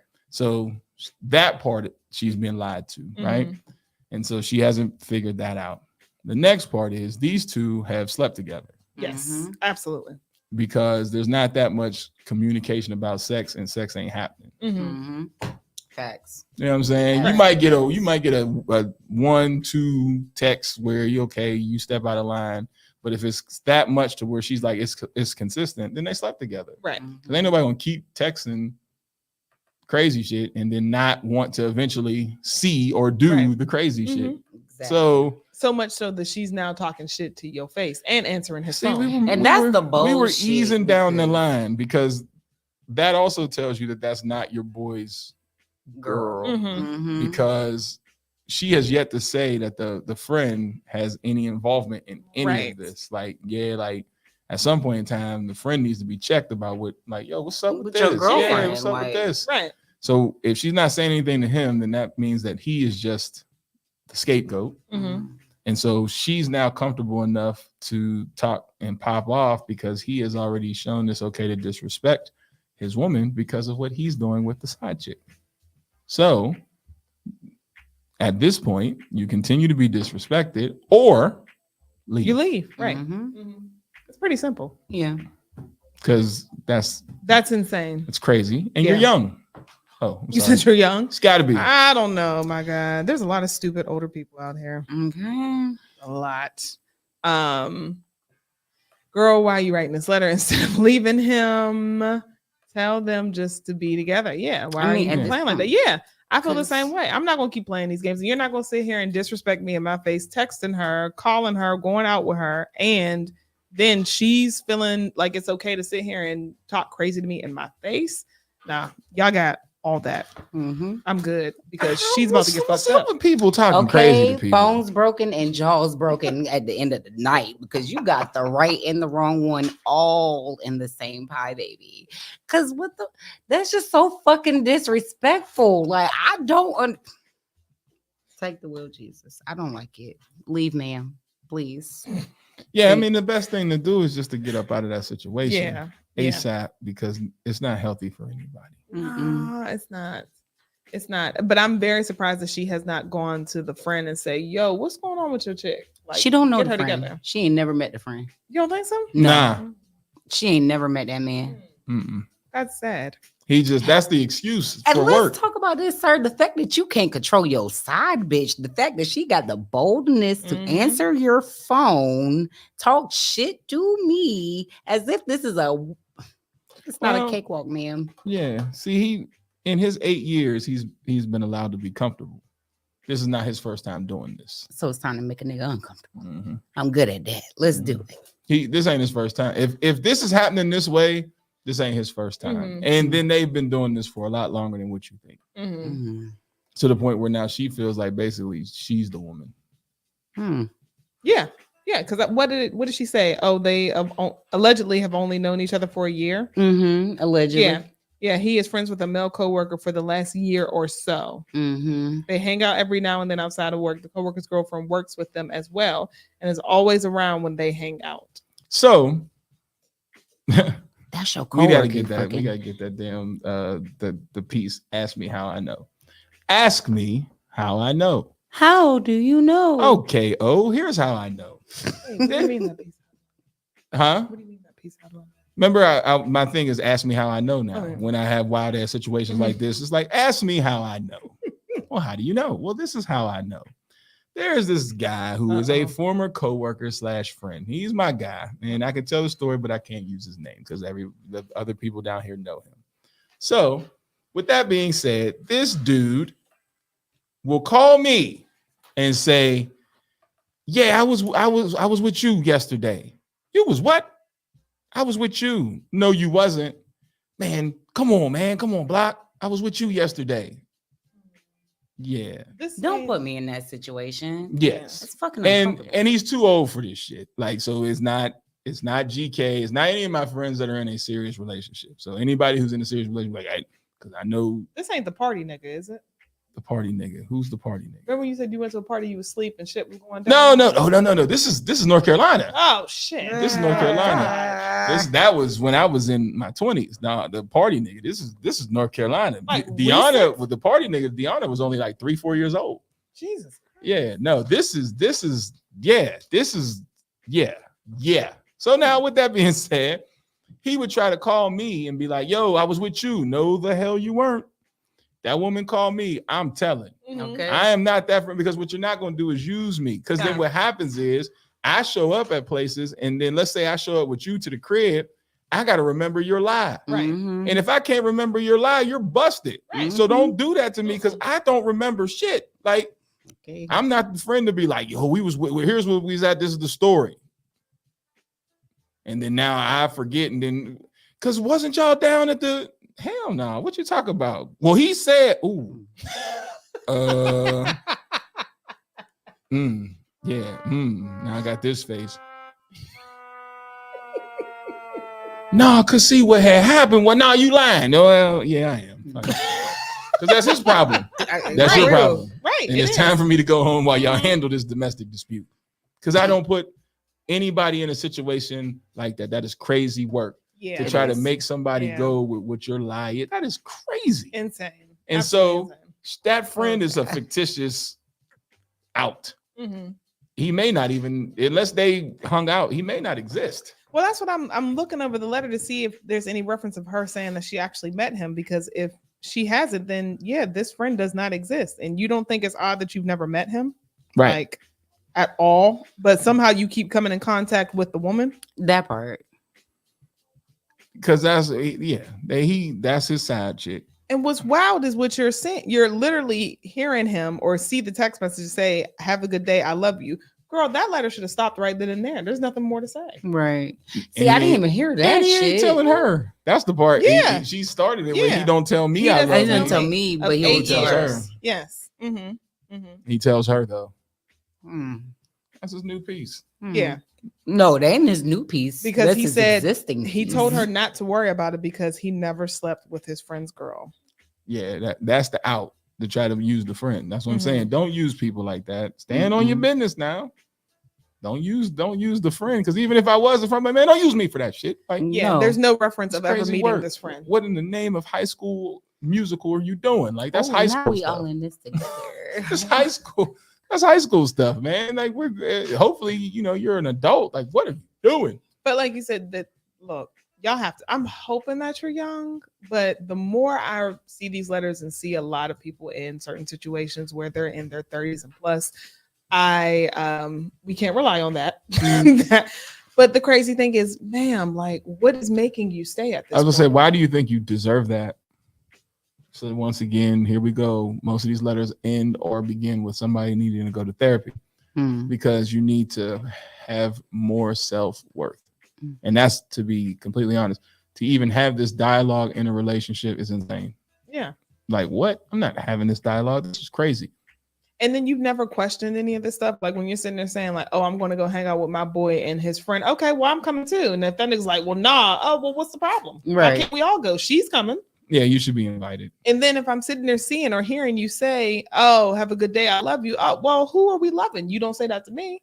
Well, then, all right, let's pack your shit and you go ahead and go where you need to go. I'm going to go where I need to go. And why am I arguing with this bitch? Who is she and why is she answering your phone? Because the first time she got out of the line, I should have been punched you in your fucking Adam's apple because you got me fucked up to let her talk to me like that. Like, hello? What is with you and Adam's apples? Just like that. I ain't even gonna do it. Just like that. Gotta be. Just like that. He won't never try that shit again, Kim. Oh, Obi, I swear I love you. But that, yes, essentially that. Because wait a minute, what's going on here? Why is she calling my phone? Why am I being disrespected? Why is she talking shit to me? Who is this woman? Why does she feel comfortable enough to do these things? And why are you okay with him saying, I love you to someone? And you're like, oh, but that's my boyfriend of 8 years. No, it's not. That's our boyfriend, sis. Okay. How long have you really been? Right. No, that's your roommate. That's my man. Because what? It is. Because I mean, if he's not really sitting here expressing any love to you, there doesn't seem to be any sort of physical, attraction happening here. Y'all are just roommates. And he's over here sleeping with her. And she's cussing you out. Crazy. Tragic. Insane. And the fact that things like this happen, I'm like, I'm living life wrong. Well, yeah, it does. Because people get out of pocket and you don't put people in their place and then they get comfortable and then now all of a sudden she's calling. And then he's a wiener because he can't handle the business that needs to be handled. Wiener. He's a wiener. Because here's the thing. Okay. If you're a dude who can't handle your side piece, then you don't need to be in the game. No. And that's just being honest. Like, if you're going to play the game, you got to play the game. And everybody has a role. And rule number one is don't ever bring this shit to my doorstep. That is the rule. And especially when you start getting up there in relationship, get stupid and let some shit come to my doorstep and watch what happens. You might have a little flirt motherfucker that you work with. Don't get stupid. You know what I'm saying? Because you are at work 8 hours a day. It's unrealistic to think that somebody's going to be in their little cubicle or whatever they do at work and they're just like this, right? So there's always going to be that nigga want to joke around with your girl or then that chick that want to joke around with you. When that clock strikes, that's all right. Mm-hmm. Now you come home with that shit if you want and let a phone call happen. Let it happen. What gonna happen? Sure. No Rick Ross in this bitch. Nigga Let calling her- talking about Courtney. Yeah. Crazy work. I need to find. You weren't here when he told that Yeah, story? man. No. Dude, he called me twice looking for Steve. Who the fuck is Steve? And like I told him, well, then, like I told my sister, we should have worked to find out who the fuck Steve is, because I'm not Steve. I'm invested now. This nigga done called 3 times. Steve. Yeah. Is this Steve? No, this is Block. What's up? You know Courtney? No. Who is this? Don't call Courtney no more. Click.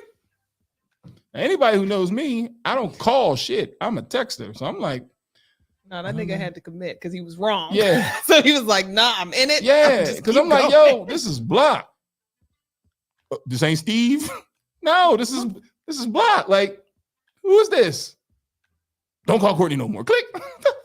That nigga sound retarded as fuck. It Okay. did, and it was hilarious to me. Like, who the fuck? So then when he called again, I'm like, and if I was on my A game, I should have said it like, hey brother, let's find out who Steve is together, because I don't know why you have my number asking for Steve. Right. Who are you? And then he didn't block his number. So Courtney, we can just call Courtney back and be like, Courtney, what the fuck? Well, sis? the number was from Courtney Johnson. So the person who worked here who handles events, her name is Courtney. So I was with Kim and I said, who's Courtney? Oh, it wasn't her. Okay. I'm like, what? Nah. And so I'm like, is this her? And Pooh was like, I don't know. So I answered the phone. Yo, hello. Yo, this Steve. Nah, this is Block. Is this Steve? Nah, this is Block. This is when we were at Sheets. Nah, this is Block. What's up? How can I help you? Don't call Courtney no more. Click. The fuck is? Then later on again, Steve. I said this was Block. Who are you? No, who is this? Right. And then he didn't say that this time. He just hung up the phone. Nigga was convinced you were Steve. I'm Steve. You're Steve. Steve. I don't even know no Steves. Because then if I knew a Steve, like, oh, somebody gave my number. Steve gave a nigga my number. Like, no. How did you get it? What are you looking for? Courtney gave him a random ass number and said, take this number, nigga. And go about your business. Right. The nigga name is Steve. His name is Steve. Steve.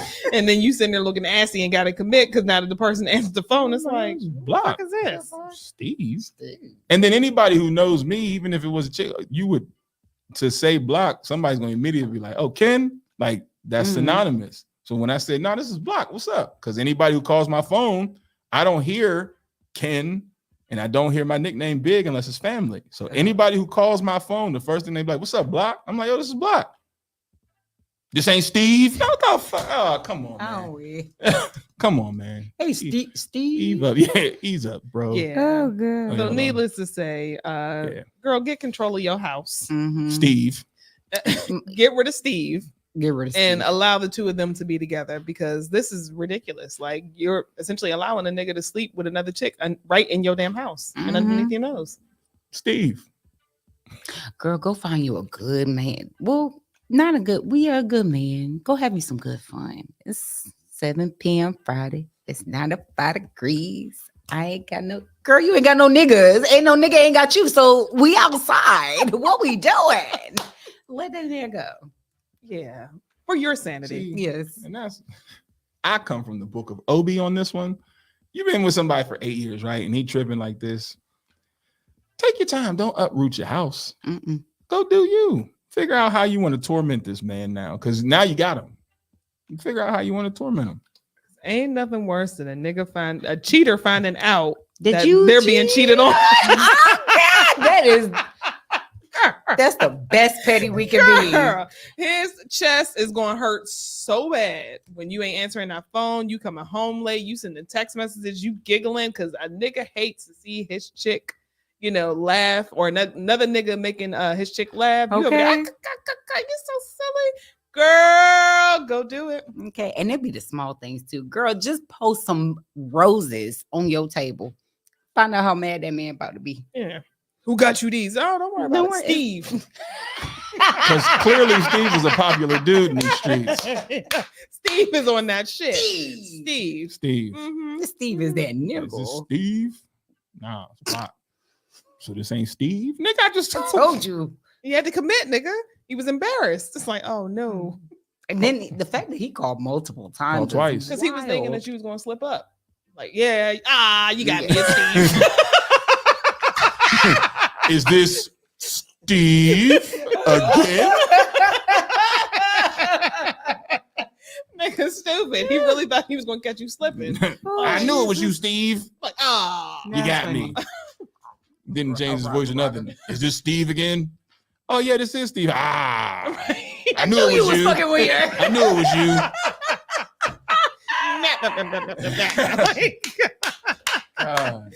Because that's the only explanation for somebody calling multiple times. If I told you, no, you got the wrong number. And I promise you, he was hoping. People like that, you are efficient. If you got to do that, yeah, it's time to go. It is. It's time to go. Mm-hmm. That's why I said I should have did like something funny, like, hey man, this is not Steve. My name is Kenneth Blocker. But what I will do is help you find this guy, Steve. Facts. What information do you have? Right. Where does he live? And maybe I can help you out. Facts. Because you got a picture. This is crazy.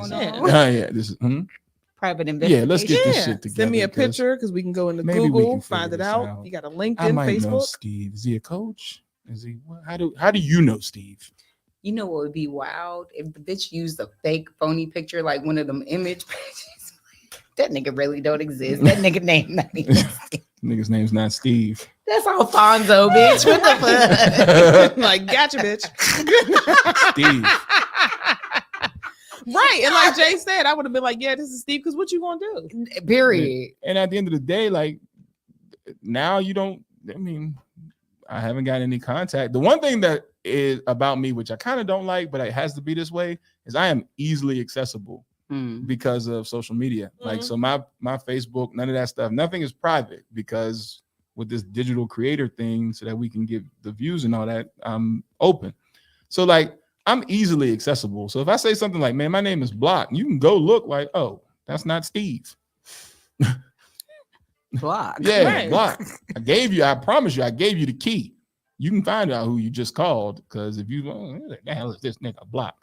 You can Google it. If you Google Blocker, it comes up. My shit come up. I ain't Steve. Bitch, you lying. Right. Because now you back at square one. Nigga was pissed.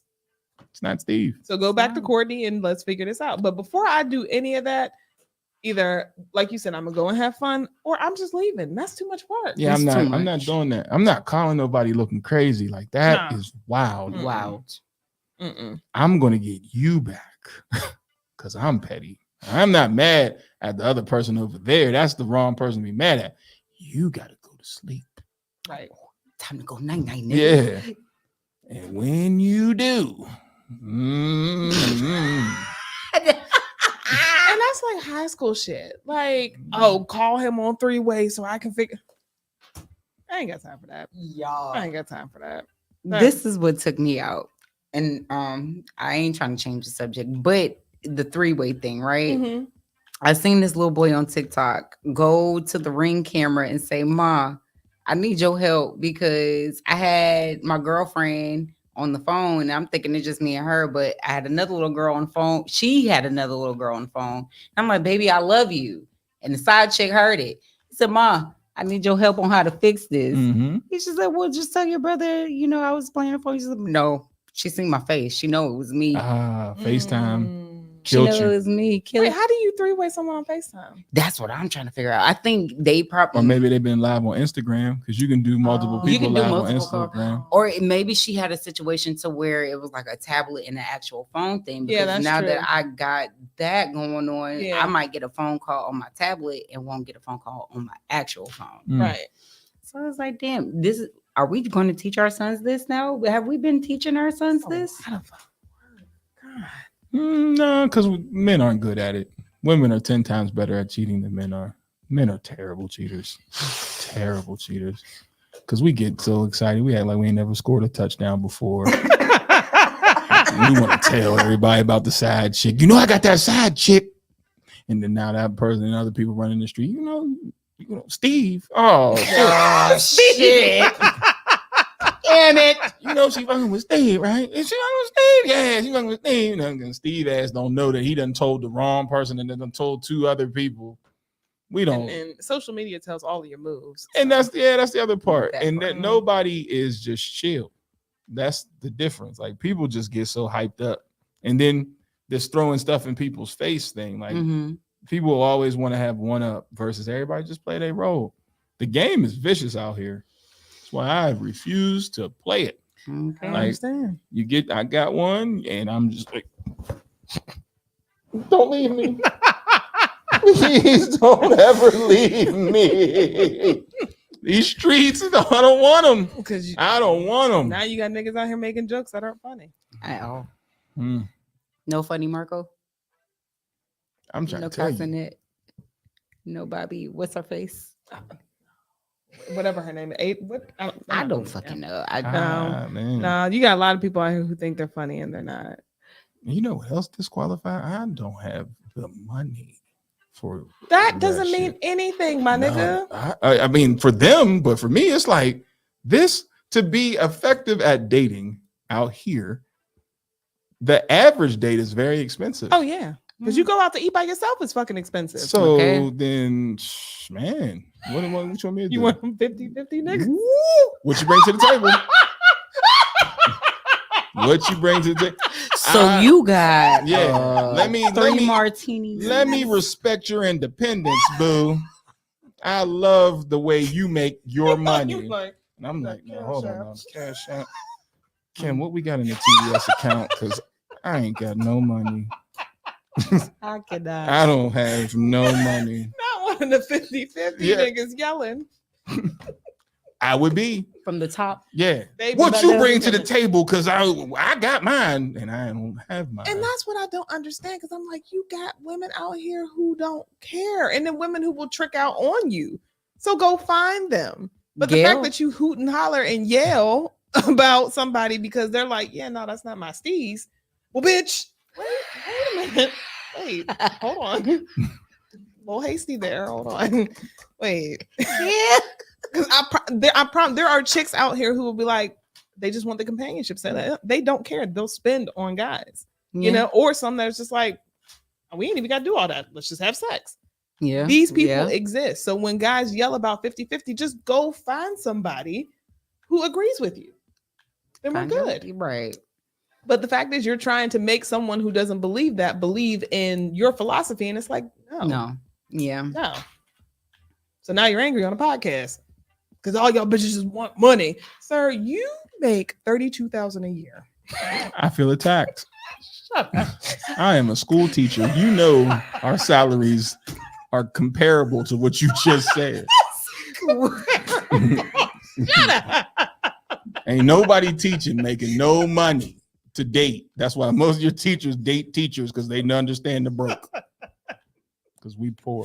Lord have mercy. So when you just said that, I think we should cut the show off. We're done here. We're done. That's enough. Because you're too close to my bottom line. But it be niggas like that that'll be wearing like Gucci shades and carrying on talking about, oh, well, what you bring to the table. No. I am the your table, tax bitch. return. Let's see that tax return, because tax returns tell all before you sit here and hoot and holler. I ain't foul. No, that's what I would say. I ain't foul. I don't make enough. You know, don't worry everybody about it. started the conversation because I got a letter from the tax people today. Man, what, girl? That I owed them about $70.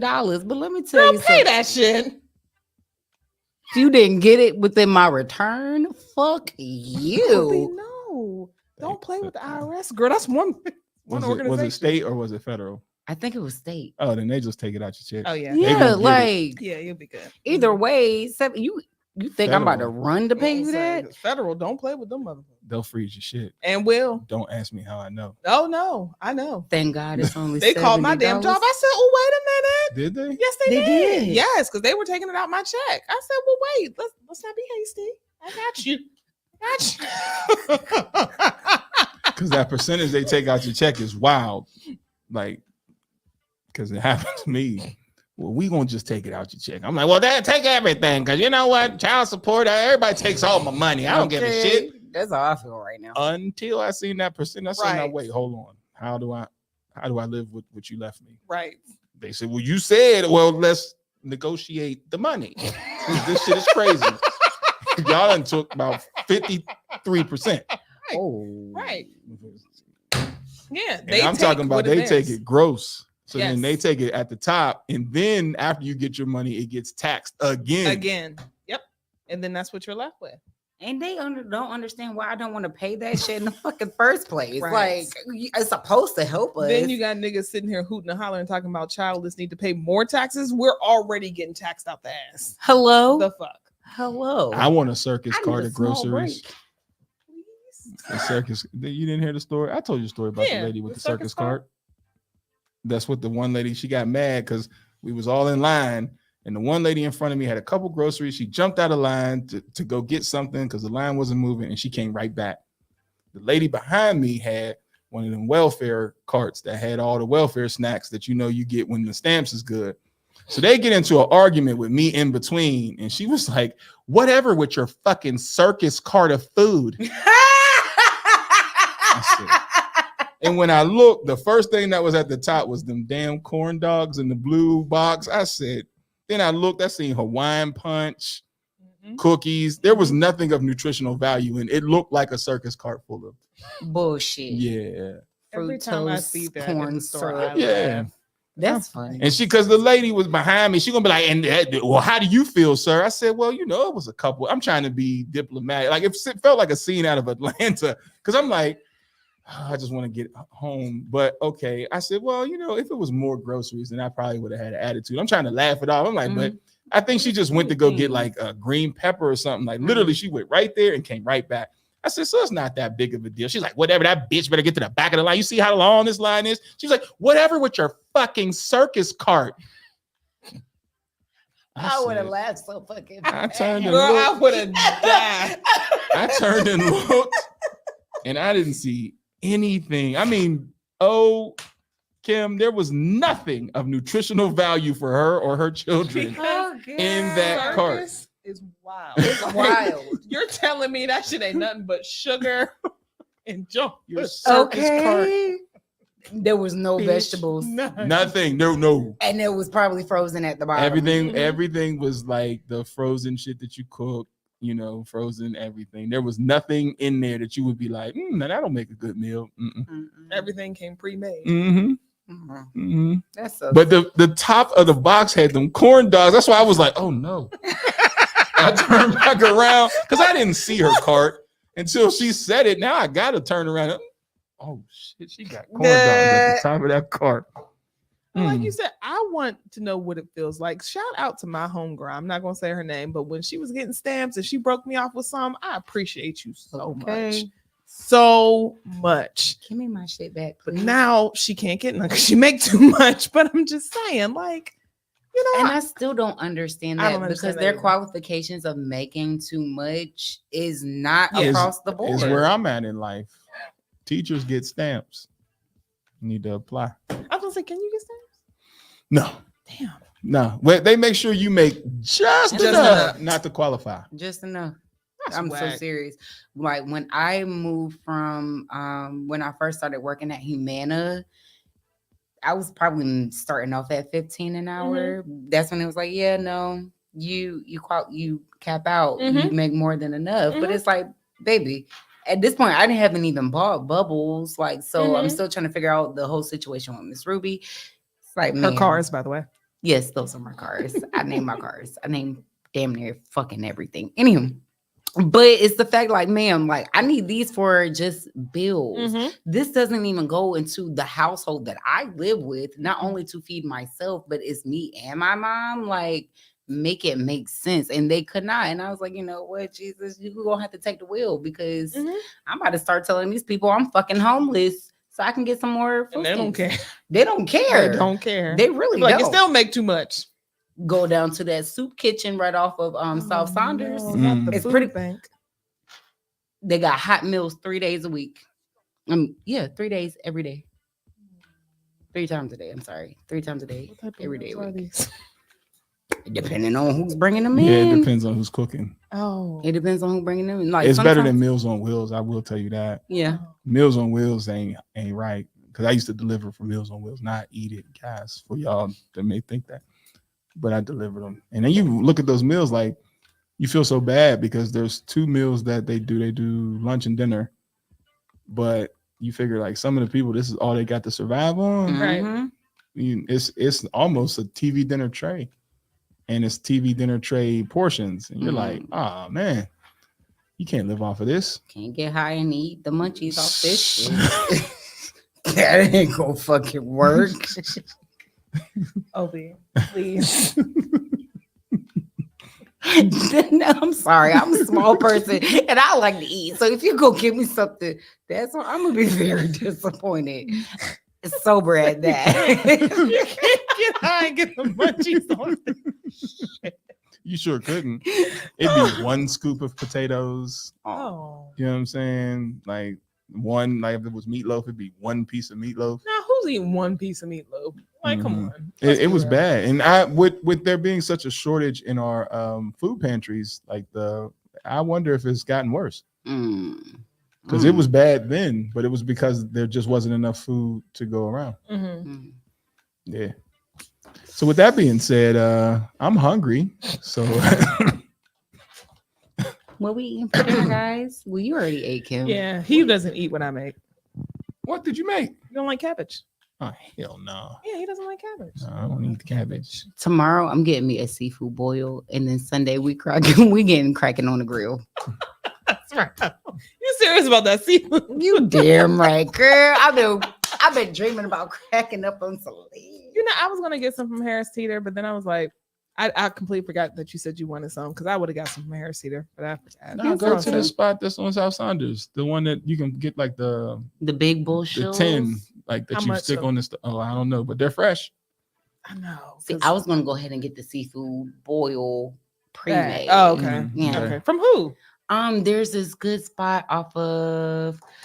Back in the day, it used to be a Fridays that used to get it popping. We've been there a couple of times after the station with 20, but it's like right across the way from that Hooters. Oh, Fridays ain't there no more? Nah. No, that's spot. a food. That's a seafood restaurant. Well, and damn. Baby, that goes to show how long I've been over there. It's been a while too, because I think I went there for my stepmom's This birthday. is up the street from that. Oh, is it? Yay, for the win. You can slide by. Have you been to the anytime. seafood spot? Nah, but I know that I've seen the change, but I haven't been in. It's good. It's really good. And they give you a good, decent portion as far as like what you buy in the bag. Good options. Saturday for me. You want a bag, Kim? I was about to say, let me know how much that is. I got you. Don't worry about it. I got you.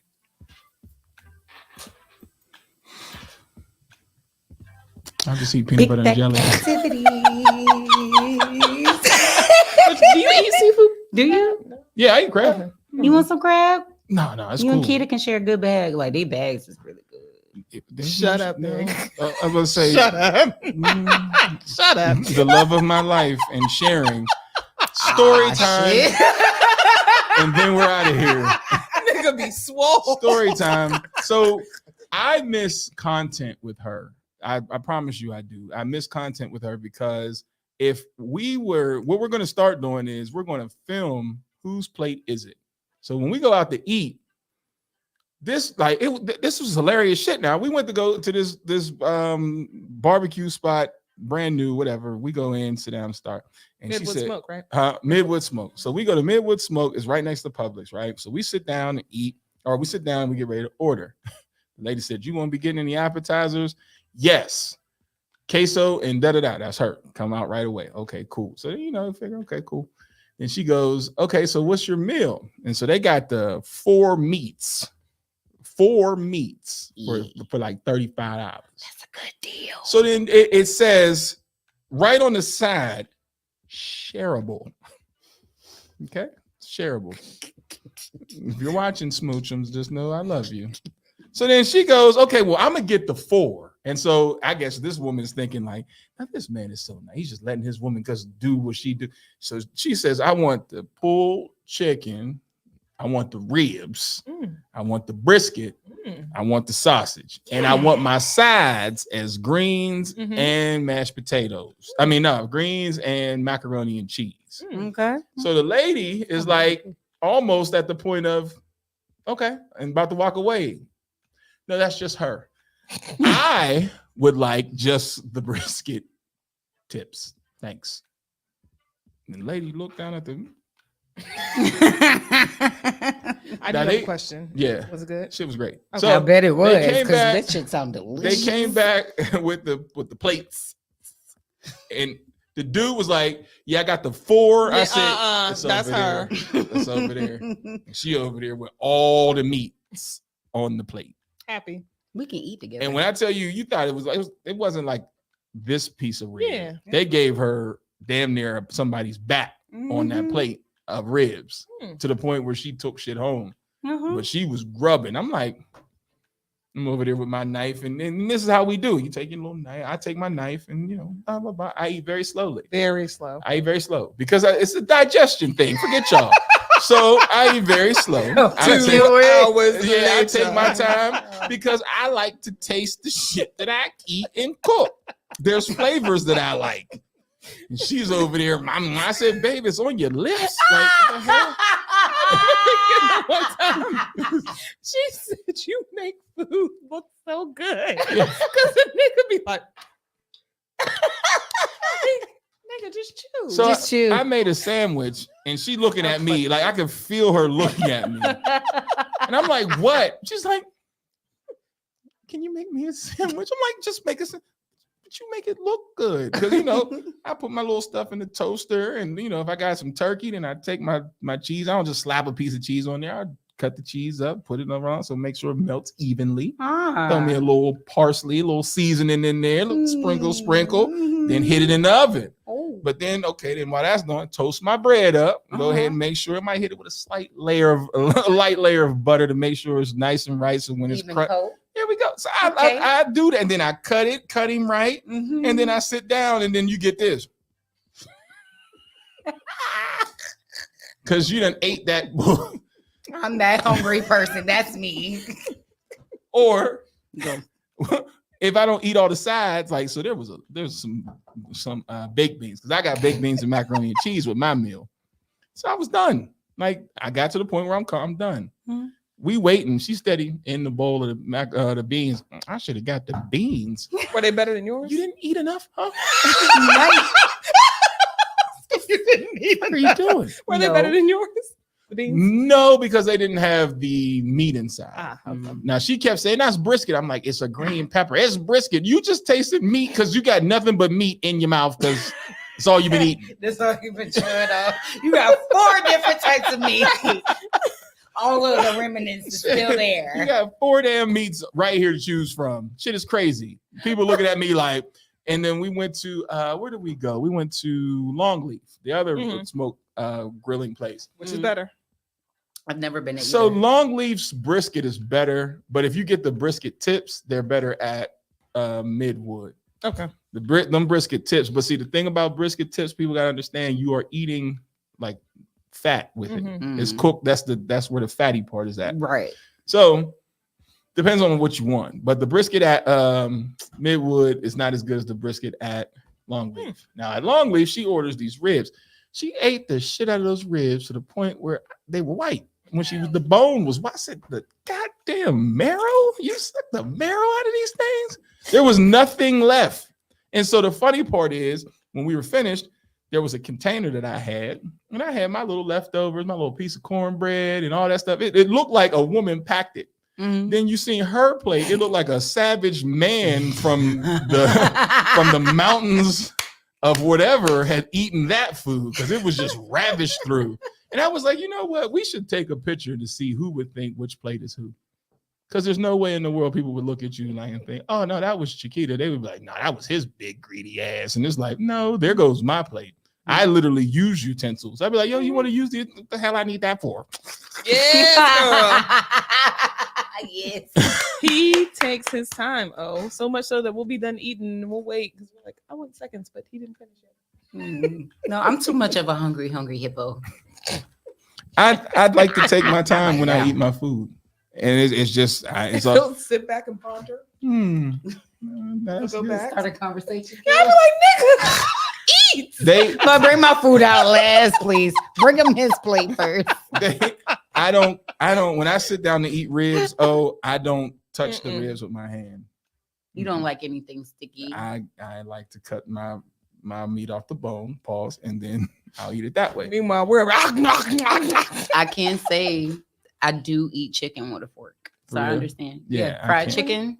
Yeah, any type of chicken in general. I just eat it with a fork. The only piece of chicken that I will not eat without a fork is like the wingdings or a wing. But if you give me a breast, I'm breaking it open with a fork. I'm pulling That's that shit apart. understandable. Same thing with a thigh. You ain't gonna see me just not happening. I have big back moments. Some red sauce. Take the skin off and then big back. That's just a big back moment. Yeah, so but we definitely have that has to be a thing, because whenever we go out and eat, I promise you, and it is like a show. The very first time we went to the beach, speaking of your seafood, I ordered crab cake. You know what I'm saying? And she ordered crabs. I'm just not a big fan of crabs unless I'm like at home. You know, and restaurants and shit, it ain't the same. I like to be at home and laughing and joking and talking, because I take forever to eat them. Like crack, pool, dip, bite. Meanwhile, she's through about 4-5 by the time I get through one. And we count shit now. Like, hold up. hold up, goddammit. But so the first time she eating, and I'm looking at her. I said, because we're still getting to know each other. First time I, went to the beach, things like that, and it's in your hair. She was like, I know. Yes, Chiquita. And I'm just looking at her like, in a minute. Then she was like, how does your crab cake taste? Can I get a piece? I'm like, you ravaged through your food like a wildebeest. Like, what the fuck? She does not. She scolded me in New Orleans because I did not finish my food. She was like, we don't need nothing on that plate. I was like, yes, ma'am. Can I at least ask for a takeout box? She was like, there's still food on that plate. I'm like, okay, all right. Man. Sorry. When it come down to eat, I won't do you like that. But I would be like, can I get a takeout box, please? Because I enjoy it. Like, I enjoy going to the wharf for that reason. You can go down to the wharf and get for like $20, $25, depending on what their pricing is, and get a big ass bag of crabs and crack them shits open all fucking day. Time of my life. I enjoyed that shit. That's right. Part of the big bag activities. I love it. Food just makes us happy. Like, you gotta understand. Does. Good food. Yeah. Because the moment you give me bad food, on top of the fact that I'm hungry or possibly hungover, we got to count wings at the Korean wing spot, because she goes in. It is hilarious. I'm like, all right, now that's 8. Split this shit up. Shut up. I promise y'all, man. Like that's what I said. We're missing good content because people will not believe it. When we start to eat, I'm like, wing. She's looking at me like, all right, nigga, I'm 3 in. Hey, nigga, hurry up. Get up together. That ain't right. There was a time. Oh, I made ribs at home. Hilarious. And they were nice and tender. Now, I didn't expect for her to be on the baby backs. I thought this was going to be me, and I was going to cut them up and have them for a couple days. So I made them and then, did my little seasoning. I made them in the oven. Then I said, here, taste the rib. Why did I do that? So she tasted the rib. Now, next thing you know, we counting. Okay, so 1, 2, 3. I get those 3. And you take these 3. I'm like... But before that, though, she had eaten them. So she ate them. And I promise you, y'all, she was just looking at me. I felt so bad because she was sitting on the couch looking at me like, and I'm like, why are you looking at me like this? Can I have some more? Can you have some more food that's in our house? Because I know how you be acting. Well, I know how you be eating. I know how you be acting.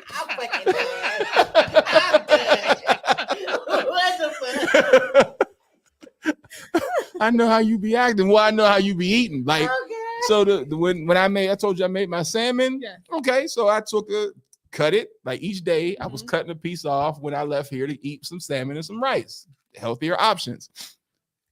And all of a sudden, I had got to a certain point, and then a hunk was missing. I'm like, well, maybe, dinner. She didn't eat dinner. I ain't going to be like that.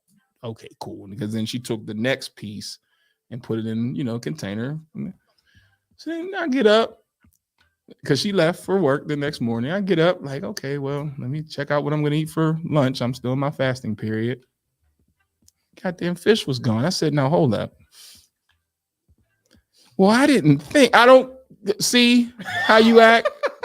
She let me get to a certain point and was like, well, I didn't think you was going to keep eating. It's Wednesday. I still had one more day with this fish. When did you make it originally? I made it Monday. Oh yeah, you had plenty of time. Yeah, so I was cutting it piece. I was cutting big hunks and eating it at home and mixing it in my rice. And then all of a sudden, she jumped in. I'm like, now wait a minute. See, this is, and then it's not like I'm gonna just take a little bit. From this point forward, it was just gone. I'm like, yes, you ain't eating this. Oh God, I can't talk no more. Don't mind if I do. Big back activities. I'm sorry. and I know when she wants me to cook shit, like I said, I ain't got nothing to cook. Well, you got them crab cakes you can make. You just want me to make them crab cakes, and I'm not making them. I'm stalling her ass out. I'm not making them. Like that. Go ahead and make them. I'm gonna make them this weekend. There's certain food that I make that you don't want to make when you got to go do other things. Yeah, that's true. Like when you cooking early and then you like, well, I got to drive out to Durham, then it don't make your food taste right. Like I told you, I don't like the rush. So that's a weekend thing where you sit down, make little crab cakes and your sides and everything so that you can enjoy your meal. Yeah, that's a good lazy day. Yeah. A really good. But a good homemade I don't know what that is. I'm gonna say I don't know what that is. Oh, the remoulade sauce that they usually serve in the ramekins with. Man, I just go get some sour. That's some ginger pineapple. What is it from Wegmans? This is ginger pineapple. Oh, they have good sauces too. Yeah, and then I just go ahead and make it look like I did that and put it on the plate. And their pickled ginger is. Just give me hot sauce. I'm pretty happy. On a crab cake? You fucking right. Absolutely. What are we I really, to be honest, I don't even like Texas Pete no more because it's not even hot enough. Oh, okay. Yeah. I like if you go to like a taco truck Mm-hmm. and they have like actually That red shit chili. is fire. Give me that. It is fire. Give me that. Goodness. Oh, hibachi, that sounds good. My friend Kayla makes 4 very meats good for homemade 35. hibachi. It's called Midwood Grill in North Carolina. When she comes Chicken down, with a fork is diabolical. No, it's not, man. It's not. See, you know what? I just feel like when I'm eating as a bigger fella, everybody's always looking at me. That's just my personal insecurity. And they're like, damn, he's big as hell eating like, and I fuck people up every time.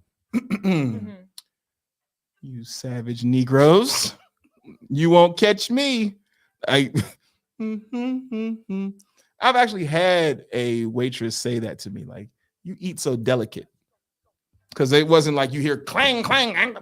Nah, it's take my time, sit my fork away. I know how to use everything. Here's my soup spoon and all that. I know how to use my shit.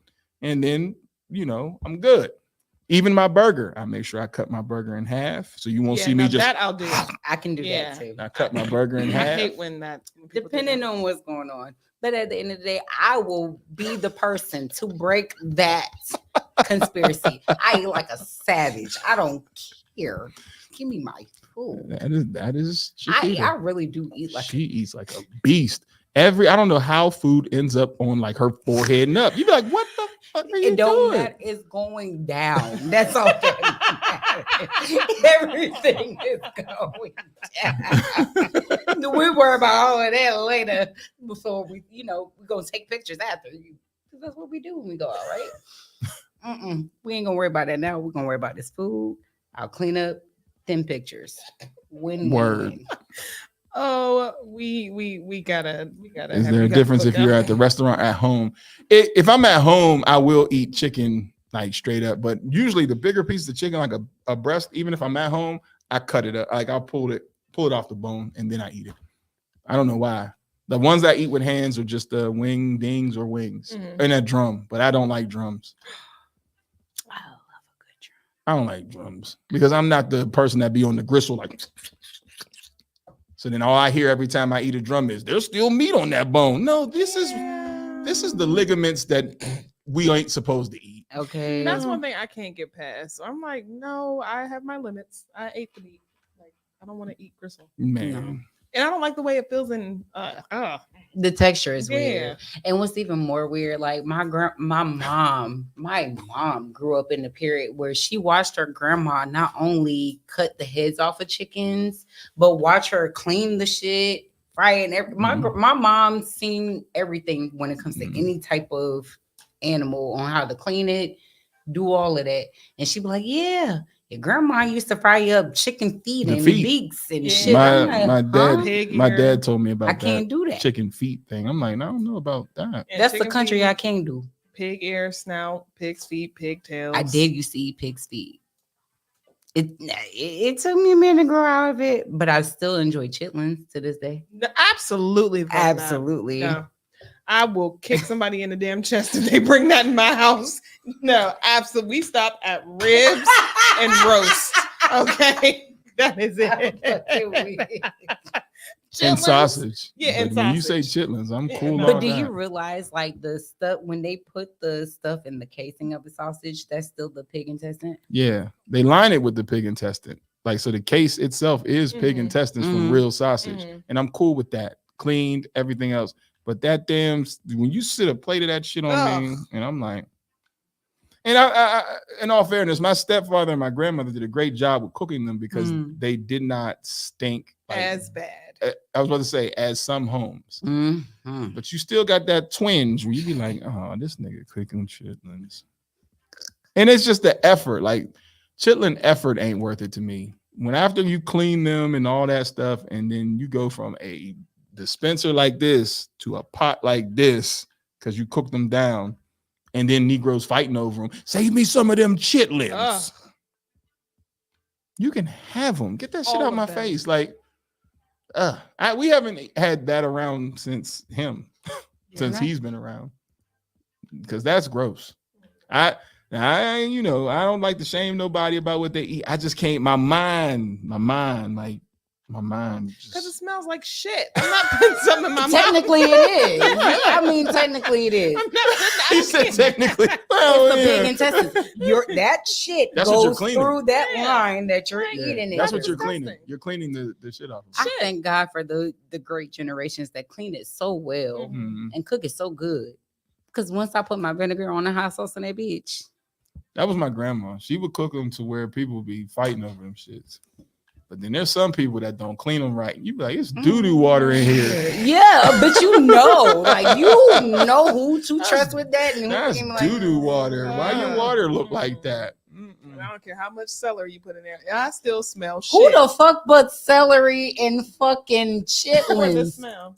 No, potatoes. I've never heard potatoes. Potatoes absorb it. It kills the smell. I'm trying to tell you. Well, I ain't got to worry about that because that's not happening in my house. I can tell you that right now. Potatoes, onions, celery, whatever. I hope you find a big country nigga that like chitlins. And he can go and cook that wherever the hell he came from because it's not happening in here. He gonna tell you, we gonna make these chitlins tonight. We'll make these chitlins, baby. I'm gonna cook them all night. They're gonna be real good. You better clean them motherfuckers first. I'm like, you can knock on Obi's door and she will be more than willing to help you with that. Where my gloves at? Damn it. Let's get in this kitchen and work. Because fuck that.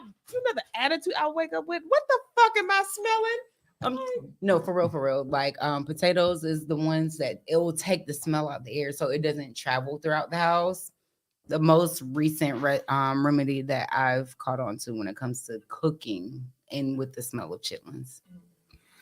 So I don't know where this show went today. Yeah, how did we get the chitlins? But it's okay because we were talking about side pieces and now we're at chitlins. Somewhere we went from Steve to chitlins. Oh yeah. But it's okay. It's okay. That's what type of show we have. What is Tuesday? Break. Oh, we're on break? Yep, we're on break next week. Oh, okay. Hopefully we can figure some things out because we might not be here when we come back. Yeah, you might have a different background. Yeah, we got some shit to fix. So with that being said, everybody have a great weekend. Enjoy yourself. Please be safe and make sure you tune into TDS Radio on the radio at www.tdsradio.com. Live 365. Peace.